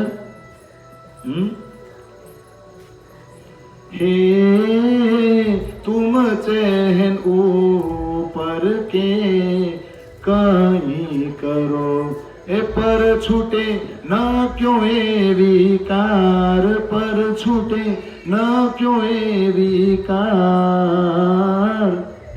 धनी न जाए किनको धूती समझे છે પછી આગળ આવે हे कोई बढ़ाओ कोई मुंडाओ आ तो समझे जाए हे कोई बढ़ाओ कोई मुंडाओ हे कोई खेच काठो केश कोई खेच काठो केश धनी न जाए किनको धूतियो હવે આમાં આવે શબ્દ આપણા અવતારણ લાગુ પડે हे ચોલો આત્મના ઓલકી એ કહા હોય ધરે બહુ ભેસ કહા હોય ધરે બહુ ભેસ ધની ન જાય કિनको ધૂતિયો આપણો ધણી એને આપણે દગો કરવો હોય અને છેતરવો હોય તો તમે એને ધૂતી શકો તમે એને રમાડી શકો અરે ગમે એવી ચાલાકી કરો ને જો કીધે અનેક ધૂતાર એટલે ગમે એવા રસ્તા અપનાવો ને છેતરવાના પણ ઈવડો એ છેતરાય નહીં ઉપરથી ભલે ને તમે પવિત્ર થાવ 10 વાર સ્નાન કરો હારા હારા કપડા પહેરો પણ અંદરથી મનની મલિનતા ન જાય અને વિકાર ન જાય તો ઉપરથી આ બધું કરવાથી એટલે કર્મકાંડ કરવાથી કાંઈ થાય નહીં વિકાર કોઈ પણ રીતે છૂટતો નથી અને હવે જો કેવું કે કોઈ વાળ વધારે ફેશનના વધારે વાંધો નહીં પણ તમને ઇમોશનલ બ્લેકમેલ કરવા વધારે તમે કોણ છે મહારાજ છે હા એમ જ આવે પણ આપણે એક ચોપાઈ લીધી ને જેણે દર્શને નેત્ર થરે ને વચન કહીએ ઠરે આમ અનેક વિઘન જો ઉપજે પણ મૂકે નહીં સાધ સંગ જેના દર્શન કરવાથી આપણી આંખોને આમ શાંતિ મળે ને ટાઢક મળે ને અને એના વચન સાંભળવાથી અંગે અંગમાં ઠરવા લાગે ને આમ ઓલો શું કે ચંદ્રમાની ચાંદની પીતા હોય રસ જતો હોય એવો આનંદ મળે એવો ઠંડક મળે ને તો આવા કોઈ વ્યક્તિ મળે ને તો ગમે એવી તકલીફ હોય તો આવા વ્યક્તિને છોડાય નહીં પણ એ સાધ એટલે જે સાધના કરતો એવું નહીં કે જેને ભગવા પહેર્યા અથવા તો સંન્યાસી બની ગયો છે જેને લગ્ન નથી કર્યા એવી વાત નથી હોય ચોપાઈમાં એટલે જેના વેણ અને નેણ ન ફરે ને એને સંત કહેવાય વેણ એટલે વાણી અને નેણ એટલે વિકારી ન હોય ને સમદ્રષ્ટિ હોય એને જ તમે સંત કહી શકો બાકી કોઈને નહીં આમાં શું આવે કોઈ વાળ વધારે કોઈ મુંડન કરાવે આવું નથી જોતો આપણે નથી જોતા અને કોઈ પાછા વાળ ખેંચે મુંડન તો ઠીક ખેંચે મૂળિયામાંથી જ કાઢ નાખે એવાય જોઈશે ને આપણે પણ જોલો આત્મના ઓળખી જ્યાં સુધી આત્માને ન ઓળખો તો અલગ અલગ પ્રકારના વેશ ધારણ કરવાથી શું થાય ગઈકાલે આપણે ચર્ચા કરી હતી કે હું મારી રીતે મારા રસ્તા તમને કહું હું મારી રીતે આ વાણીનો અર્થ કરીને એની ઝેરોક્ષ કરાવીને તમને ઘરે ઘરે આપું એ પાછી મફત આપું મફત આપ્યા પછી હું કરું ખબર જ્યારે તમે મારી ઓળખાણ કરી લ્યો ને કે અમને તો આણે આપ્યા ઓહો એને તો કોઈ સ્વાર્થ નથી એ તો નિસ્વાર્થ ભાવે કામ કરે છે એના પાસે એમ કે હવે તમે મંડળ બનાવો ને દર મહિને આટલા ઉઘરાવો કેમ તમારે મંડળમાં કોઈનો બર્થડે હોય ને અથવા તો કોઈ પ્રસંગ આવતો હોય ને તો એ ખર્ચો તમારે એમાં નહીં કરવાનો તમે આમાં ઉઘરાવો ભેગા કરો આપણે આશ્રમ બનાવો છે આપણે ગુરુકુળ બનાવવા હવે આને તમે કઈ રીતે નિસ્વાર્થ કહી શકો જોજો આ જેટલી પણ સામાજિક સંસ્થા તમારી પાસે દાન લઈને પાછી બીજી જગ્યાએ ભોજન કરાવડાવે ટિફિન આપે ગમે એ આવે પણ દાન કોની પાસે લીધું તમારી પાસે તમારું નામ ખાલી સંસ્થાવાળાને ખબર છે પણ ઈ જેને જમાડશે ને તો એનાઉન્સમેન્ટ ઈ સંસ્થા થાય ઓહો આ સંસ્થા એમને જમાડ્યા તો પછી વાયા હું કામ કરો ડાયરેક્ટ જમાડજો આ સમજાય છે પણ આ તમને જ્યાં સુધી ન ઓળખો ને ત્યાં સુધી આવા વેશ પલટા કરો કે આવા આડંબર કરો ને તો કાંઈ થાય નહીં તો અહીંયા શબ્દ છે આતમ કોણ આવે આતમ હવે નિષ્કલંક અથવા તો કલકી એટલે જેના ઉપર કોઈ કલંક ન લાગેલો હોય ને એને કલકી કહેવાય કહેવાય કે ન કહેવાય તો શરીરને કલંક લાગે લાગે ને? કેમ આ ચાંદલો આ નાનો કર્યો મોટો કર્યો હોય તો આ ચાંદલો કર્યો છે ને મને આ મોટો કર્યો ને અહીંયા સુધી થઈ ગયો હોય તો તરત જ મને બીજે દિવસે કયો અહીંયા સુધી રેગાડા ઉતરતા હતા, તમે જરાય હારા નહોતા લાગતા. અથવા તો આંજણ કર્યું હોય થોડુંક મોટું થઈ ગયું હોય તો ડાઘ લાગે કે ન લાગે? કાળા થોડા બધું શરીરને કલંક લાગે. બીજો કલંક કઈ રીતે લાગે? કે આવડા ચોરી કરે, આ વ્યભિચાર કરે છે, આ ગાળો બોલે છે, આ આવું કરે છે, આ તેવું કરે. શરીરને કલંક લાગી શકે, પણ એ શરીર જેને કારણે હલનચલન કરે છે એ આત્માને કલંક લાગે તો કલ્કી અવતાર કોણ હોય? આત્મા. અને આત્મજ્ઞાન હંમેશા આખરમાં જ આવે, અને એના આખર એટલે કહેવાય કે એના પછી બીજા કોઈ જ્ઞાનની જરૂર પડતી નથી. એટલે કબીર સાહેબ એમ કે આત્મ જ્ઞાન બિના નર ભટકે, કોઈ મથુરા ને કોઈ કાશી. પાણી में मीन कैसी मोही सुनी सुनी આવે હાસી. કે આપણા શરીરની અંદર આત્મા જે છે ને એનું તો કોઈ ચર્ચા કે એનું કોઈ ડિસ્કશન જ ન થતું. બિચારી તૈસી છે, એ ઈચ્છે છે મારી વાતો કરો, મારી ખોજ કરો, તો કઈક મજા આવે ને કાંઈ. એટલે આપણા દેવચંદ્રજીએ કીધું હતું કે મેં દેખ્યા દિલ વિચાર કે ચિત્ત સો અર્થ લગાए, इस मंडल में आत्मा चलिया न कोई जगाए. કૃષ્ણને જયારે જવાબ આપ્યો ને દેવચંદ્રજી ત્યારે કીધું કે હું દિલથી વિચારીને કહું છું અને ચિત્તથી તમને અર્થઘટન કરીને કહું છું કે આ મંડળમાં આ સંસારમાં મેં ગમે એટલી ખોજ કરી પણ એકેય સંપ્રદાયમાં એવા રસ્તા નથી જે આત્મજ્ઞાનની ઓળખ કરાવી આપે. આત્મજ્ઞાન કોઈને થયું નથી તો એકેય રસ્તા આપણે ન અપનાવાય. આપણો આગેવાન જો આપણને એ રસ્તે લઈ જતો હોય ને તો વાણી વાંચો, અને વાણીમાં જે રસ્તો આપ્યો છે ને એ જ રસ્તે આપણે જવું જોઈએ. તો આત્મા છે ને એ જ કલ્કી અવતાર કહેવાય. પણ આવી આત્માઓ ક્યાંથી આવશે? હું વાત કરું તો એનું ક્યાંથી આવે? પરમધામથી આ આત્માઓ આવશે. અને પછી એમ કે કલ્કી અવતાર આવશે, ઘોડા ઉપર બેઠો હોય છે, હાથમાં તલવાર રહેશે. તો ઘોડો એટલે બુદ્ધિ. શું થાય? ઘોડો એટલે કોણ? બુદ્ધિ. આપણે બુદ્ધિ ન હોય તો આપણી વાત કરો ને. આપણે ક્યારેક અવળા રસ્તે જતા હોય અથવા તો નાનું એવું સામાન્ય કામે આપણને ખબર ન પડતી હોય તો લોકો શું કે તું બુદ્ધિ વગેરે ન છે. બુદ્ધિ દોડાય ને તો બોલો ઘોડો કોણ છે? બુદ્ધિ. અને તલવાર એટલે જાગ્રત બુદ્ધિ, વિવેક. શું આવે? વિવેક. જે નિર્ણય કરી આપે કે શું સાચું ને શું ખોટું. અને એ તલવાર તો એવી છે કે અજ્ઞાનતા, રૂઢિચુસ્તતા, આડંબર અને જડતાને જડ મૂળથી ઉખેડી નાખે અને ધરાશાયી કરે. અને એવી રીતે ધરાશાયી કરે કે આ સંસારમાં ફક્ત આ જ જ્ઞાન રહી જાય, બીજું કોઈ જ્ઞાન રહી જાય નહીં. અને એક જ પરમાત્મા તરફ બધાય વળે. પછી આપણો હિન્દુ ધર્મ ફક્ત હિન્દુ ધર્મ નહીં પણ સત્ય સનાતન ધર્મ થઈ જાય નહીં. તો બોલો જગાડવાની કોને છે? નક્કી કરો. આ બુદ્ધ અવતાર વિશે આપણે જાણવા બેઠા છીએ તો બુદ્ધિને જગાડવાની છે. આતમ તો જાગશે પણ કોને જગાડવાની? એટલે કીધું તું બુદ્ધ વિના અહીંયા બંધાય પડ્યા તે સૌ ફંદમાં હે. બુદ્ધ જ્યાં સુધી જાગ્રત બુદ્ધિ ન હોય ને ત્યાં સુધી બધા આ ફંદામાં પડ્યા હતા, કોઈ બહાર નથી નીકળી શક્યું. તો કોને જગાડશું? બોલો તો કોને જગાડશું? બુદ્ધિને ને. હવે કઈ રીતે? તો પરમધામથી આપણે કઈ રીતે આવ્યા છીએ? સિમ્પલ.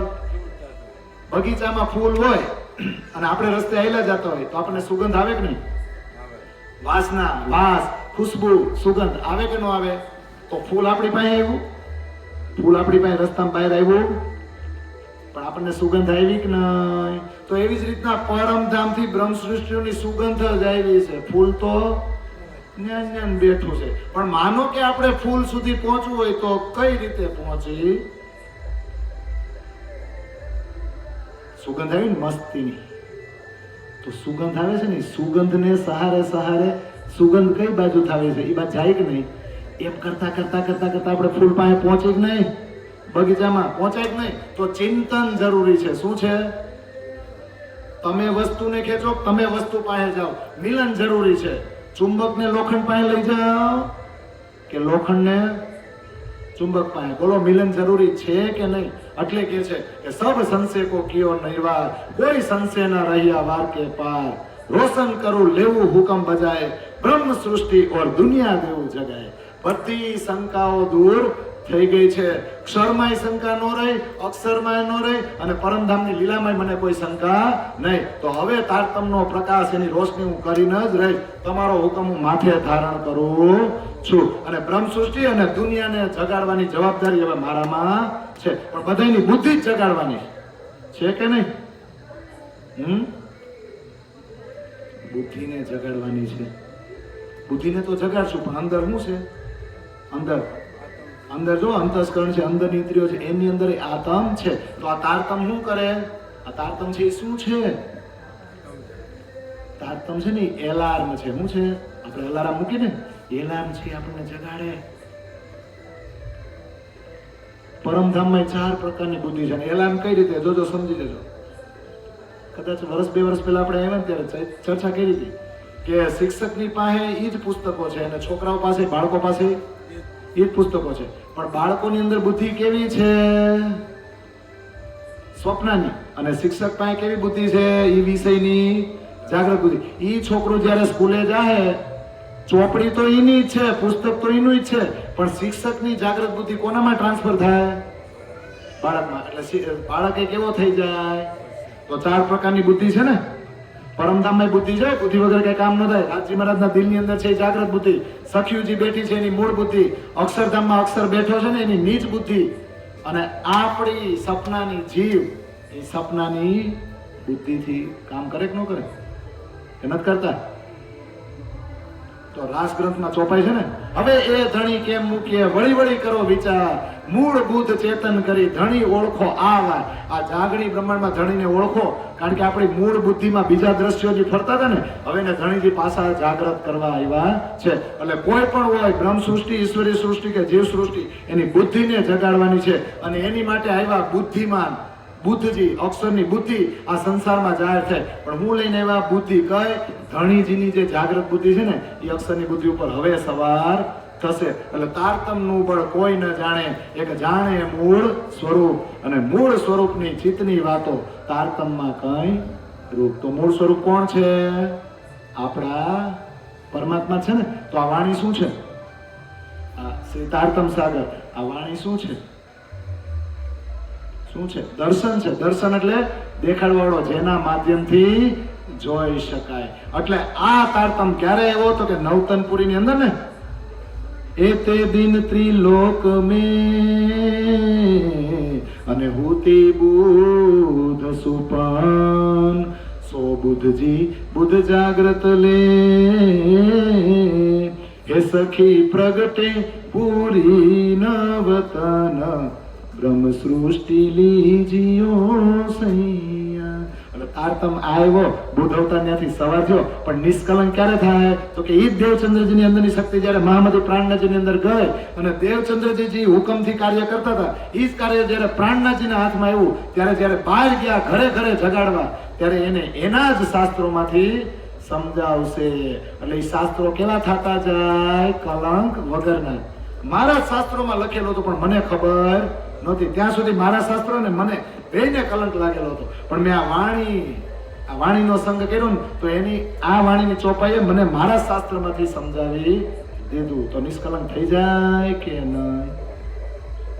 તો જ્યાં સુધી તારતમ ન થયું ને ત્યાં સુધી સપનાની બુદ્ધિ કામ કરતા હતા. પણ તારતમ આવ્યા અને ઘરે ઘરે જાગણી કરવા નીકળ્યા એટલે નિષ્કલંક બુદ્ધ અવતાર થઈ જાય કે ન થઈ જાય? થઈ ગયા ને?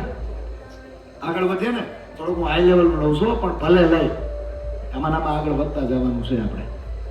હવે એક વસ્તુ વિચારીએ, આપણે ગાડીમાં બેઠા હોય તો ગાડી હાકે કોણ? આપણે નથી ચલાવતા. સપોઝ તો ડ્રાઈવર છે. કોણ? તો કોને જાગવું પડે ગાડી હાકતા હાકતા? ગાડી ચલાવતા ચલાવતા કોને જગાડતો રાખવો પડે? માલિક ભલે ને હોઈ જાય, પણ માલિકને સંપૂર્ણ વિશ્વાસ કોના ઉપર હોય? પોતાના કરતા. તો જો ડ્રાઈવર રાખ્યો ને એટલે એકદમ કેવો નિશ્ચિંત થઈ જાય. પોતે પેપર વાંચતો હોય, કામ વાંચતો હોય, ભૂઈ જાય, જોલું કરી લે. પણ એક આંખનું મટકું માર્યા વગર કોને સતત જાગવું પડે? તો આ ડ્રાઈવરને જ શું કહેવાય? આપણી ભાષામાં જૂના જમાનામાં કહીએ તો સારથી, પણ ઉપનિષદની ભાષામાં તમે કહો ને તો એને કહેવાય બુદ્ધિ. એટલે બુદ્ધિને જ જગાડવી પડે. બુદ્ધિ જાગશે તો આખા વિશ્વને જગાડશે. એટલે આ વાણી છે ને એ બુદ્ધિને જગાડે છે. પણ પ્રેમનો પ્યાલો કોણ પીશે? આત્મા. જેવી રીતે ચલાવે છે કોણ ગાડી? ડ્રાઈવર. પણ પોકશે કોણ? પહોંચવાનો આનંદ કોને આવશે? હવે ડ્રાઈવરને તો પાછો એમ કે હાલે પાછો વળવાનું, તો પાછો જાય. એને આનંદ ન હોય. એક તો એને જાગતું રહેવાનું, કામ કરવાનું, અને આનંદ કોને મળે? તો પ્રેમનો પ્યાલો પીવાની અધિકારી કોણ છે? આત્મા. અને એ આત્માને રાજ્ય કીધું મેં તો તને જોવા મોકલી છે, ફરવા મોકલી છે, તો જલસા કે ને ટેન્શન હું કામ લેશો? થાય ને, હું તો તને પ્રેમનો પ્યાલો પીવડાવું છું. પીવડાવે છે કે નહીં? આ સચ્ચિદાનંદમય સ્વરૂપ, પ્રેમરૂપી સ્વરૂપ તને સ્વરૂપ સુંદર સનુકૂળ આપી દીધું. બસ પ્રેમમાં ઓતપ્રોત થઈ જાય ને. એટલે આપણે શું પીવાનું? આ ભૂત અવતારથી આપણને તો ઓળખાતી ગઈ, પણ આપણે શું કરવા આવ્યા છે?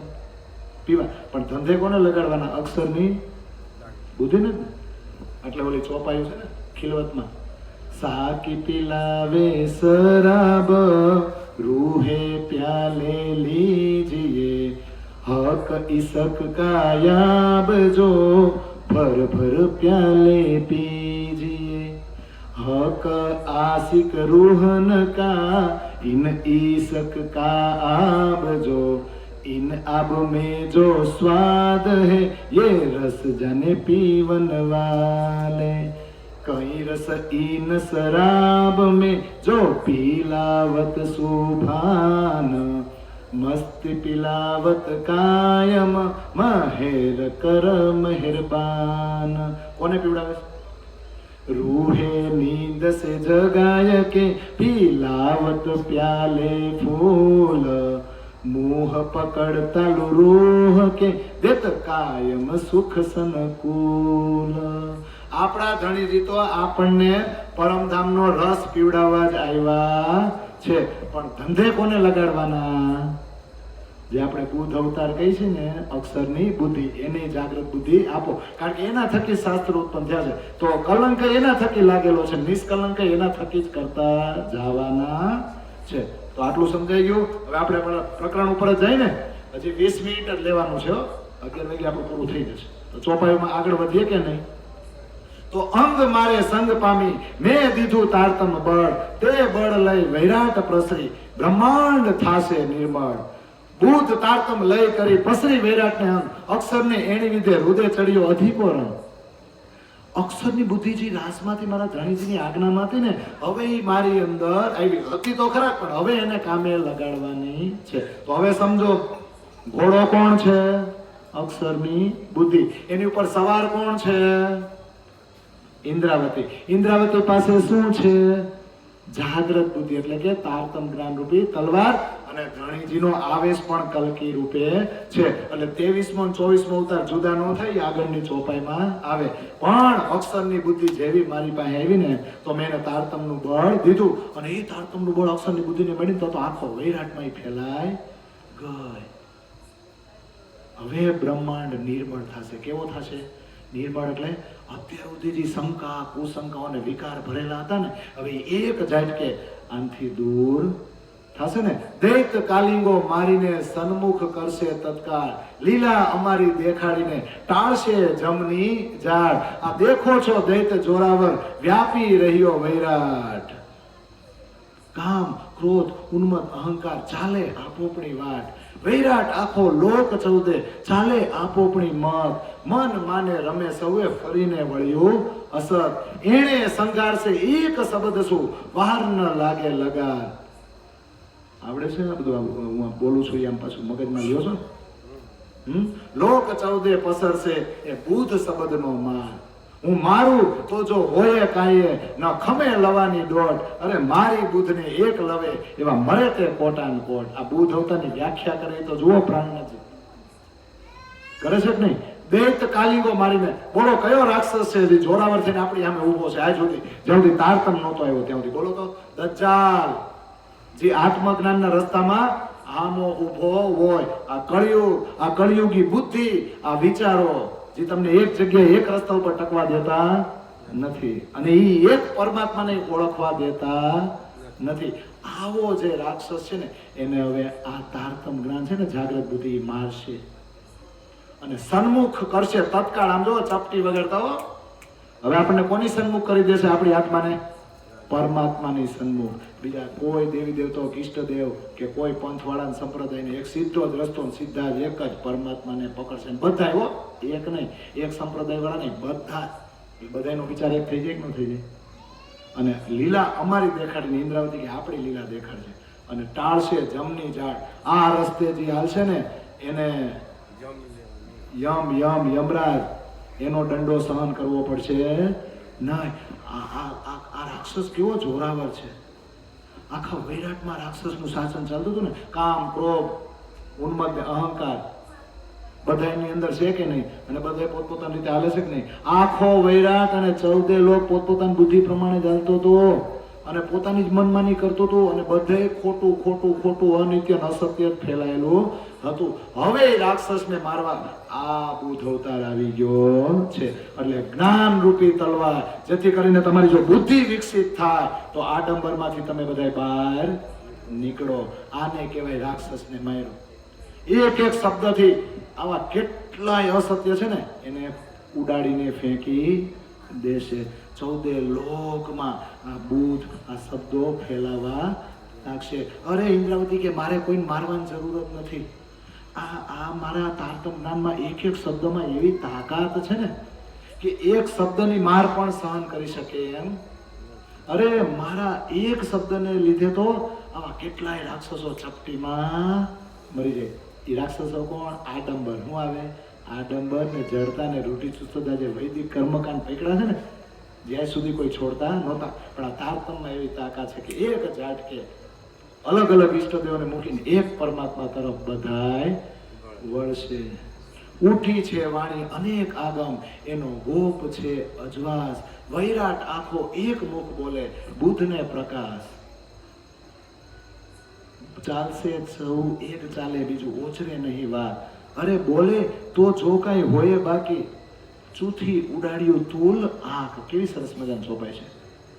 ઉઠી છે વાણી અનેક આગમ એટલે આ બુદ્ધ અવતારની તો ભલ ભલા પહેલેથી વાટ જોતા હતા. કેટલી આગમ વાણી બોલાઈ ગઈ આ બુદ્ધ અવતાર માટે. આ બુદ્ધ અવતાર આવશે, આ આવશે ત્યારે આમ થાય, આ આવશે ને ત્યારે બધાને મોક્ષ મળશે. પણ એનું અજવાળું અત્યાર સુધી છુપાયેલું હતું, ગુપ્ત હતું. હવે આવ્યા ને તો આખો વૈરાટ એક મુખ બોલે એટલે બધાની વાણી હવે એક થઈ જશે. બુદ્ધને પ્રકાશ એટલે બુદ્ધથી આ તારતમનો પ્રકાશ જ એવો થાય કે કોઈના માટે પરમાત્મા અલગ રહેશે નહીં. બધા એક થઈ જશે અને એક જ ધર્મની નીચે બધાય આવી જશે. ચાલશે સહુ એક ચાલે, બીજું ઓચરે નહીં વાક. વાક એટલે બીજું વચન કોઈ બોલશે જ નહીં. કારણ કે આણે બધાયના વિકાર દૂર કરી દીધા, શંકાઓ દૂર કરી દીધા. તો પછી એક જ પ્રકારના રસ્તે ચાલવા મળશે કે નહીં બધાય? અને કોઈને કઈ બોલવા જેવું જ નહીં રહેવા દે આ બુદ્ધ અવતાર. કારણ કે શંકા હોય તો કઈ પૂછે ને. ચૂથી ઉડાડ્યો તુલ આંખ એટલે આજ સુધી જે અજ્ઞાનતા ફેલાયેલી હતી ને એને આંકડાના રૂની જેમ જળ મૂળથી ઉખેડી નાખ્યું. આ સંસાર ખોટો છે ને એવું સાબિત કરી દીધું. કોણે કરી દીધું? કોણે કરી દીધું? તો હવે એ વચન કહું કેટલા એનો આગળ થશે વિસ્તાર. મારે સંગ આવી એ નિધ પામી એ નિરાકારને પાર. પાર બુદ્ધ પામ્યા પછી એનો માન મોટો થશે.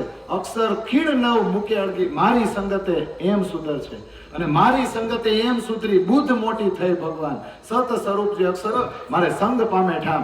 આ અક્ષર અને અક્ષરાતીત વચ્ચેનો ડિફરન્સ બતાવે છે કે આજ સુધી જે અક્ષરને ખબર નહોતી ને એ અક્ષરાતીત એને હવે આપી દીધું. એને નિષ્કલંક બનાવીને આ સંસાર માટે. થાય કે ન થાય? ચોપાયું સમજ્યા? હું બોલ્યો છું ગુજરાતીમાં છે કે હિન્દીમાં? તો હવે આગળ કઈ વચન કહેવાની જરૂર રહે એવું પ્રાણનાથી કહે છે. આગળ તો બહુ વિસ્તાર થવાનો છે. પણ આ બુદ્ધ અક્ષરની બુદ્ધિ મારી પાસે આવી ને તો એને રંગમોહનની સંપત્તિ મળી કે ન મળી? તો મારા રંગમોહનની જાગૃત બુદ્ધિ એને મળી ને તો આ દુનિયામાં છે ને એનું માન વધી જાય કે નહીં? પછી માન વધતું હોય તો એ બુદ્ધિ અક્ષર મૂકે. અરે મારી સંગતે સુધરી. કોણ કહે? ઇન્દ્રાવતી. અરે આ જાગૃત બુદ્ધિ મળી ને અક્ષરની રંગમોહનમાં એન્ટ્રી મળી કે ન મળી?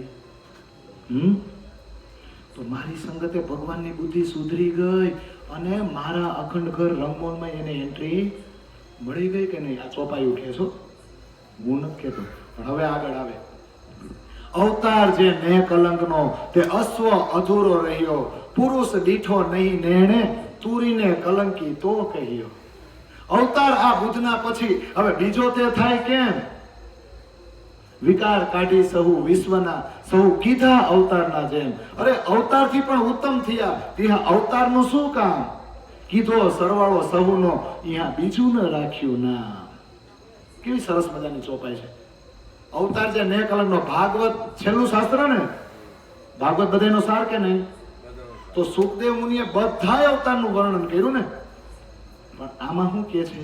આ નિષ્કલંક જે અવતાર છે ને, એના વિશે એવું કહેવાય છે કે એક ઘોડો છે અને ઘોડાના 3 પગ નીચે છે ને 1 પગ ઊંચો છે, અને ઘોડા ઉપર કોણ બેઠું છે ને એ દેખાતો નથી, એટલે આને કલંકિત કહ્યો છે. પણ એની ઉપર કોઈ જયારે બેસી જશે ને 4થો પગ નીચે મૂકી દેશે ને ત્યારે નિષ્કલંક થઈ જશે.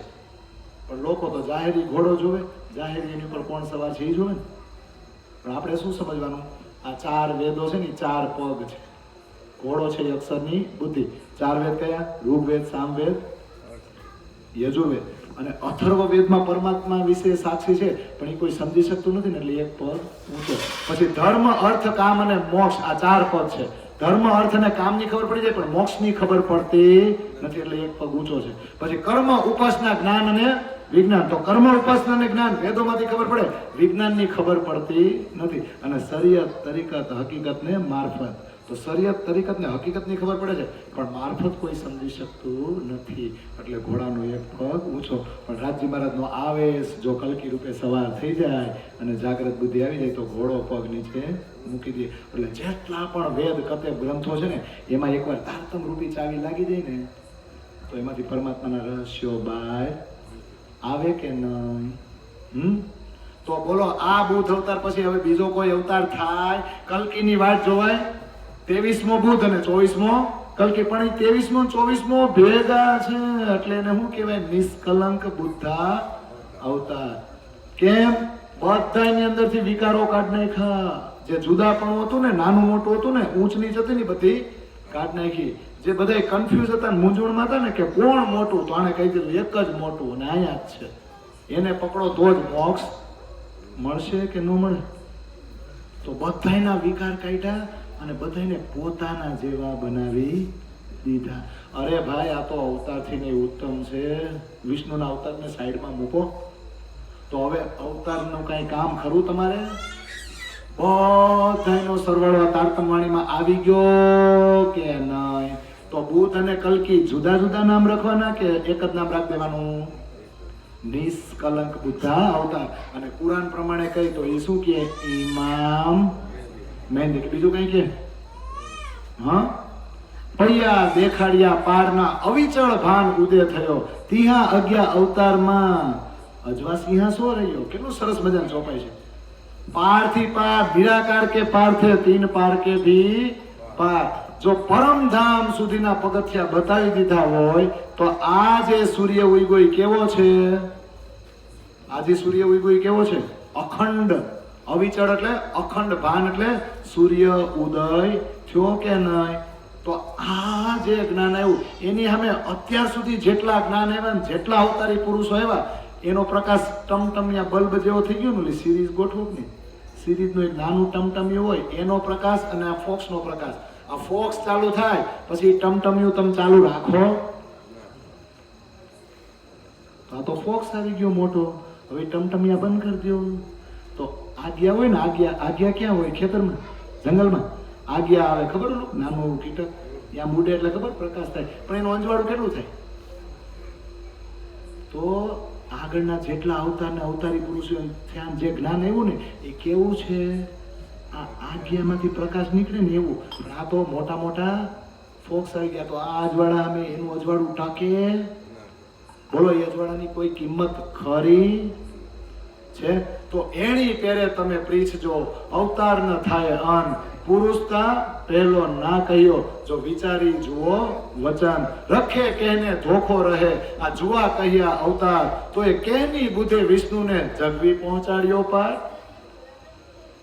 તો આ રીતે તમે બધા સુંદર સાજી દ્રઢ કરી લેજો, બીજો અવતાર થવાનો નથી. બીજો પુરુષ છે જ નહીં, બુદ્ધ અલગ અને કલ્કી અલગ, એમાં બે પુરુષ નથી. 23મો 24મો બે ભેગા જ છે. એટલે આમ કહેવાય ત્રણ, કૃષ્ણ બુદ્ધ અને કલ્કી, પણ બુદ્ધ અને કલ્કી એ બે ભેગા થઈ ગયા. ક્ષર અને અક્ષરાતીત એની વચ્ચે કોણ છે? ક્ષર અને અક્ષરાતીત વચ્ચે અક્ષર છે કે નહીં? તો અક્ષર એટલે નીચ બુદ્ધિ અને અક્ષરાતીત એટલે જાગૃત બુદ્ધિ, બે ભેગા થઈ જાય ને એટલે એને નિષ્કલંક બુદ્ધ અવતાર કહેવાય કે ન કહેવાય? તો આનંદ સ્વરૂપને તો આનંદ જ લેવાનો હોય ને, એને થોડું કઈ કરવા આવ્યા છે, માથાકૂટ કરવા આવ્યા. હા, માથાકૂટ કરવા માટે સખીઓનો આધાર લીધો. સવાર કોને કરાવી ઘોડા ઉપર? સખીઓને. દોડાવે કોને? અક્ષરને. અને આદેશ કોનો? અક્ષરાતીતનો. એટલે સત ચિત આનંદ ત્રણેય છે, બીજું કોઈ છે? કલ્કી છે એ અક્ષરાતીત છે, ઇન્દ્રાવતી છે એ કોણ છે? આનંદ સ્વરૂપ. અને ઘોડો છે એ સત. તો સત ચિત આનંદ એ ત્રણેય ભેગા છે ને નિષ્કલંક બુદ્ધ અવતારમાં. બીજું કોઈ છે? હા, તો હવે કોઈ શંકા રહેવી જોઈએ નહીં. આ અવતાર કૃષ્ણ બુદ્ધ ને કલ્કી જુદા જુદા એટલે કીધા કે દુનિયાને ખબર પડે, પણ આપણા માટે તો બુદ્ધ ને કલ્કી જુદા નથી, બે એક જ છે. અરે આ બુદ્ધ અવતારમાં તો એવી તાકાત છે કે વિષ્ણુની બુદ્ધિને જગાડીને એને પરમધામમાં લઈ જઈ શકે. જે આજ સુધી વિષ્ણુ શંકરે અનુમાન કરતા હતા, કોઈને કહી નહોતા શકતા નહીં લીલાનું વર્ણન, એ પણ આટલું દ્રઢ કરી દીધું. સુખજીએ અવતાર સહુ કહ્યા, પણ બુદ્ધમાં રહ્યો સંદેહ, એનો ચોખ કરી ન શક્યો, તો કેમ કહે લીલા તે? એ તો અક્ષરાતીતની લીલા અમારી છે, પહેલે સંસાર સહુ ભાજીને વળી કહી શકાય તે. સુખજીએ બધા અવતારનું વર્ણન કર્યું વિષ્ણુના, પણ બુદ્ધ અવતારમાં એને શંકા રહી ગઈ, કારણ કે પોતીને આંખોથી ઉપર કોણ સવાર છે ને પુરુષને જોઈ શક્યા નહીં. તો જોઈ જ ન શક્યા તો એની લીલાનું વર્ણન થાય? એની ચોખવટ જ ન કરી શક્યા તો એની લીલા કેવી છે એની ખબર પડે? અને એને ખબર ન પડે તો વર્ણન થાય? એ વર્ણન ન કરે તો આપણને કઈ ખબર પડે? જીવને હો. અરે એને ક્યાંથી ખબર પડે? એ તો આપણા અક્ષરાતીતની લીલા છે, એ તો આપણી લીલા છે. પણ હે મારી સખ્યું, પેલા તમારી બધી શંકાઓ દૂર કરી દઉં, અને પછી બુદ્ધ અને કલ્કી અવતાર વિશે હું ડિટેલમાં હજી પણ કહીશ, એ તો આગળ આવશે.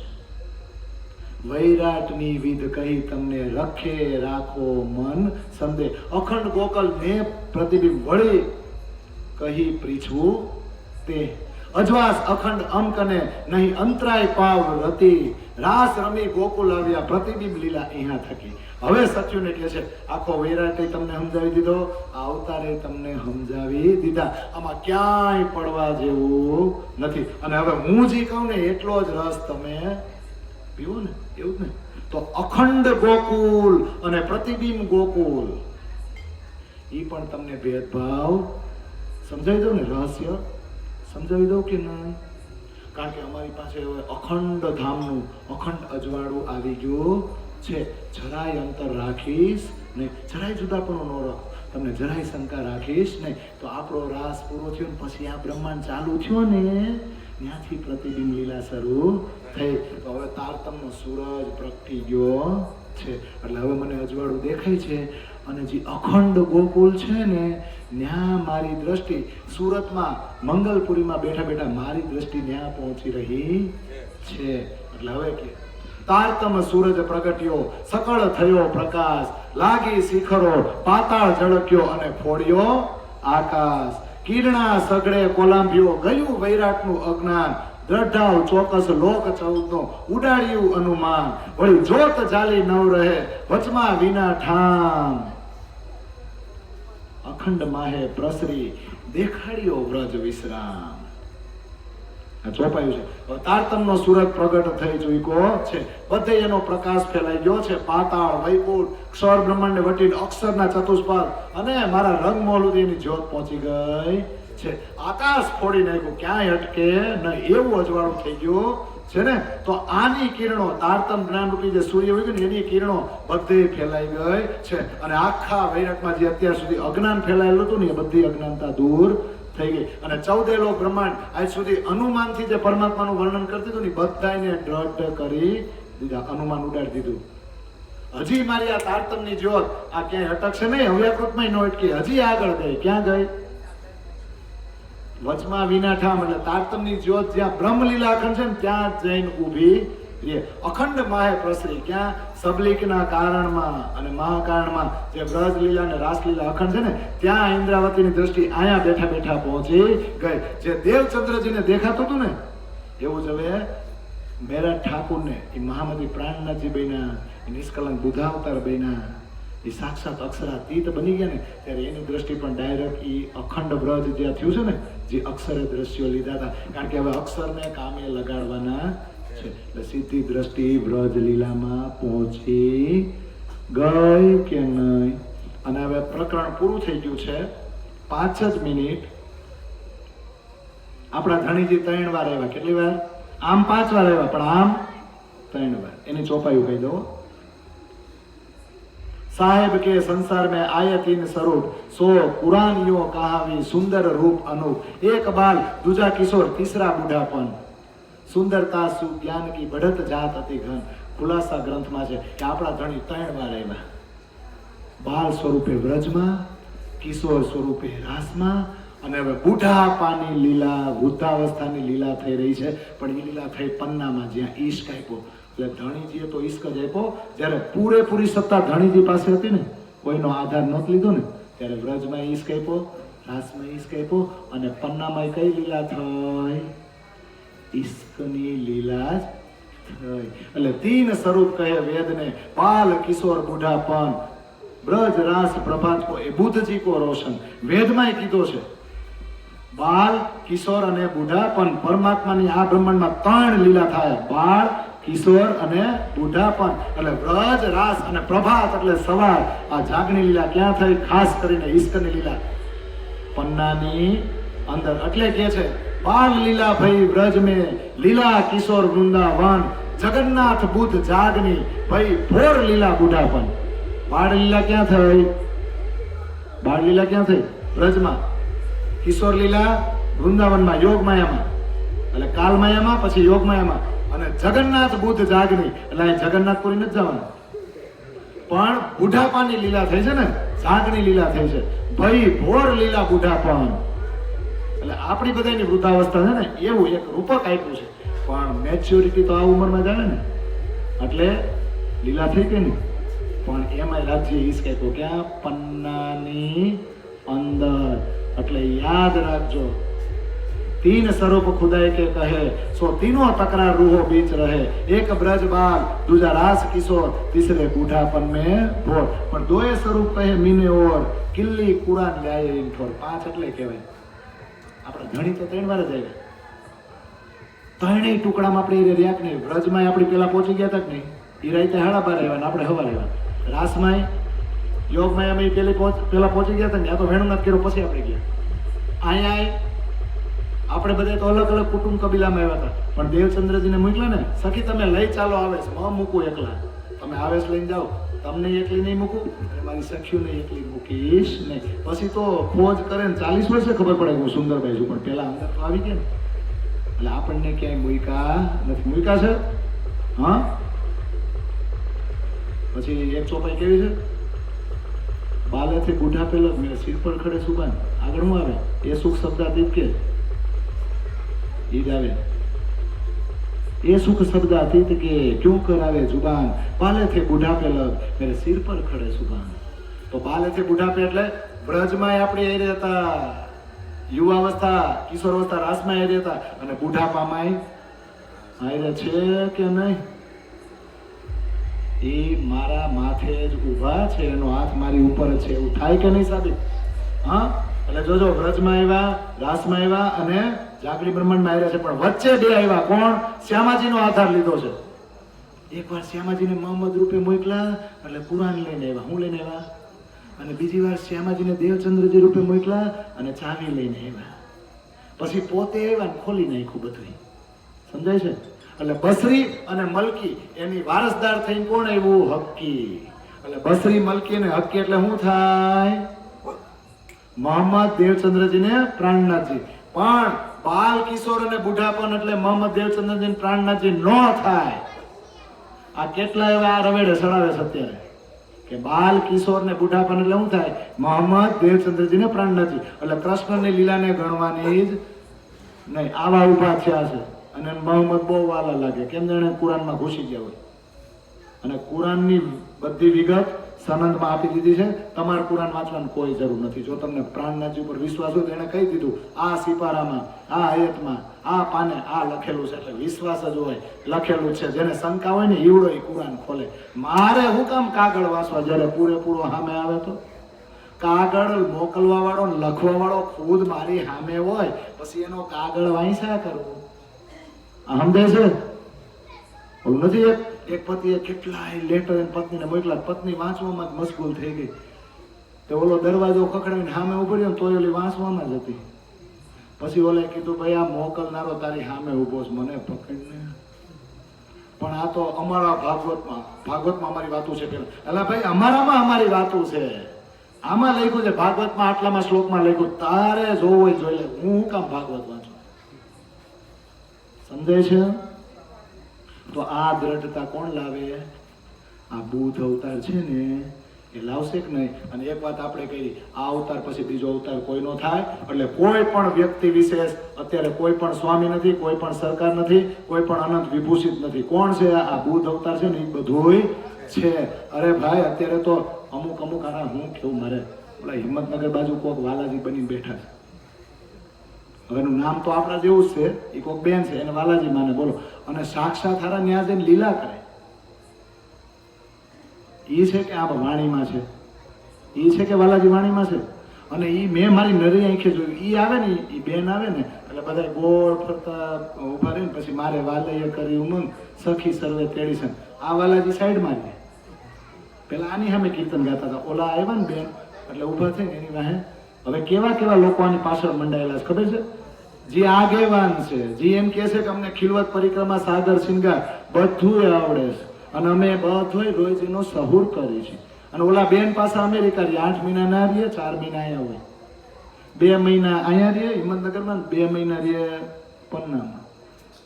અને પન્નામાં આ પાછી એને અનુસરવા વાળી ગેંગ છે ને એ ઘુમટજી બંગલાજી નો આવે અને આ બેન ખુદ નો આવે. કારણ કે આના પાછા અનુયાયીઓ એમ કે અત્યારે વાલાજી ઘુમટજીમાંથી નીકળીને આમની અંદર બિરાજમાન છે. કેવડો આડંબર છે કે નહીં? તો હારા વાણી વાંચે છે તો રસ પીવે છે કે પછી લોલમ લોલક પારાયણ કરે છે? આ બુદ્ધ અવતાર પછી બીજો કોઈ થવાનું નથી એવું જો પ્રાણનાથજી લખી દેતા હોય તો આવાને પકડવાના છે. અને ઈ પાછા એની ઘરે બંગલા મહોત્સવ ઉજવે ને એટલે સાક્ષાત પરમધામની અષ્ટપ્રહરની લીલા છે ને એવા એને વાઘા પહેરાવે, મેં જોયા છે. અને પાછા ઈ વાલાજી અમુકને જ બોલાવે, હાગમ કે પત્રિકા નહીં આવે કોઈ દી. જેમાં તમે કેમ મૂકી કે જે સુંદર સાહેબને રસ પીવો એ આવી જાજો, એની પત્રિકા હાગમ કે ન આવે. ઈ કે ઈ વાલાજી જેને યાદ કરે ને એને જ બોલાવે. હજી બીજા સિટી વાળાને કોઈ બોલાવ્યા જ નથી. મેં તો એકવાર સામેથી કીધું જેથી ઉત્સવ હોય ને તેથી મને કહેજો, હું એસટી બસમાં બેસીને આવીશ. અને એ વાલાજી હોય તો મને ભેટે, હું તો અંગનાથ છું ને, હું પુરુષ ને ઈ તો મને ભેટવા જોઈએ કે નહીં? ભેટવા જોઈએ કે નહીં? કેવો હળાહળ આડંબર આવે. અને તોય આ જે સાલાઓ એની પાસે જાય ને એમાં કેટલાય તો બીજા મંદિરના જે શું કહેવાય મહંત છે ને ઈ ત્યાં પોગે, કારણ કે પૈસા મળે. શું મળે? હમણાં એ વાલાજી ચોપડા મંદિર સામે ઝૂંપડી બનાવીને કેમ નથી રહેતા? તો બધા નો આવે, કેવડું મોટું ગ્રાઉન્ડ છે જંગલ, ત્યાં બેહાય કે નો બેહે એને બાવળીએ. અને આપણે બધાને આનંદ ન મળે તો આપણે એના ફરતી રાસ ન રમી, પણ એને બંગલામાં રહેવું છે. અને આજે જાય છે ને એની જલસા જ કરવા છે, મનોરંજન, ઓનલી એન્ટરટેનમેન્ટ એટલે જાય છે. હારી હારી ફેસિલિટી જોઈ, હારું રહેવાનું જોઈ અને જલસા જ કરવા. અને પાછા હારા શું કરે ખબર છે? મંડળ બનાવે, પૈસા ઉઘરાવે. અને આપણે વાલાજી માટે ઓલી સાઇલ લેવી છે. હવે વાલાજી ખુદ એટલા પૈસા વાળા છે, કેટલી સાઇલું તમને આપે, અમેરિકાની આવક છે. અને સાક્ષાત એને ખવડાવે ને તો જેમ ઓલો અણવર કેમ ઓલો વરને આમ અહીંયા ભાત કે ચોખા દાણું ચોઈટો આમ લઈ લે ને એમ એને લઈ લે. આવા આડંબરી કેટલાય ઈ સિટીમાં પડ્યા છે, નાન પાસે જાય લોલમ લોલ હાલે છે, અને એનથી ઉપરી જે આગેવાનો છે ને એને પોતાનું ગુરુ બનીને પૂજાવશે ને એટલે ઈ આ કોઈને કઈ કહેતા નથી. તેરી ભી સૂપ ને મેરી ભી, એ સાલું મંડળ તૂટી જાય, કોઈને કઈ કહેવા તૂટો છે નહીં. પણ સત્ય કયો ને લઈને એકલા ઉભા રહી જાવ. એટલે આ ચોપાયું વાંચે તો ખબર પડે કે આ બુદ્ધ અવતાર પછી બીજો કોઈ થવાનો નથી. તો મૂકો ને અલ્લે તલ્લે કોઈ પણ વ્યક્તિને નથી પકડવાની જરૂર. અરે મને કોઈને ન પકડો, તમે કોને પકડો? રાજ્યને પકડો. કારણ કે પ્રાણના જે તે ક્યાં છે? વાણીની અંદર. અને શંકાઓ આપણી અંદર જે છે વિકારો એ દૂર કોણ કરશે? આપણે કલંક લાગેલો હોય ને, આપણને શંકાઓ એટલે કલંક છે, પણ આ વાણી વાંચશો ને એટલે આપણી શંકાઓ દૂર થશે. એટલે આપણે નિષ્કલંક થઈ ગયા કે નહીં? એ વાણી નિષ્કલંક અને આપણે નિષ્કલંક. તો પછી આપણી આત્મા રસ પીવે કે ન પીવે? તો અવતારોનું પ્રકરણ છે ને એમાંથી આપણે આ બોધપાઠ લેવાનો નહીં, વિશ્વાસ કરવાનો, દ્રઢ કરવાનો કે કોઈ વ્યક્તિની પૂજા કરવાની કોઈ જરૂર નથી. ફક્ત રાજશ્યામાજીને જ પકડો અને સીધી બ્રહ્મલીલાને પકડો. કારણ કે વચ્ચે આપણે ક્યાંય ઊભું રહેવાનું નથી. વ્રજ, રાસ અને જાગણી, આનો જ રસ પીવો ને આને જ વાગોયડા કરો આ સંસારમાં જ્યાં સુધી છો ને ત્યાં સુધી. એટલે હવે આગળનું પ્રકરણ આવશે. આ જુઓ રે, આ જુઓ રે, આ જુઓ રે હો સાથજી, ગોકુળ લીલા આપણી હો સાથજી. પછી જાય યોગ માયામાં, અને પછી આટલો પ્રકાશ થાય અને પરમધામમાં દ્રષ્ટિ પહોંચે ને ત્યારે ઇન્દ્રાવતી કહે, વાહ મારા ધણી, દસેય દિશામાં તારી જ દયા દેખાય છે. 4 દિશા, 4 ખૂણા, ઉપર ને નીચે. અને આટલી બધી જાગણી થઈ જાય ને પછી કહે, હે મારી સખ્યું હવે તો જાગો, હવે એ બહુ દાંત કાઢશે, આપણા લોકો દાંત કાઢશે. એટલે હવે આ ધરતી ઉપર બહુ જાજુ રહેવાય ખરા, પણ એમાં આસક્તિ રખાય નહીં. તો એ બધી ચર્ચા છે એ હવે આપણી પાસે 2 દિવસ છે ને, શુક્ર અને શનિ, એટલે 11મા પ્રકરણ સુધી પૂરું થઈ જશે. મેં આજે મેક્સિમમ પ્રયત્ન કર્યો છે મારી રીતે તમને અહીં સમજાવવાનો. એ અઘરું જ હતું આજનું પ્રકરણ, અને હજી અઘરું જ રહેશે, પણ પ્રયત્ન કરવો જરૂરી હતો, કારણ કે સત્ય એ જ છે. બોલો શ્રી પ્રાણનાથ પ્યારે કી.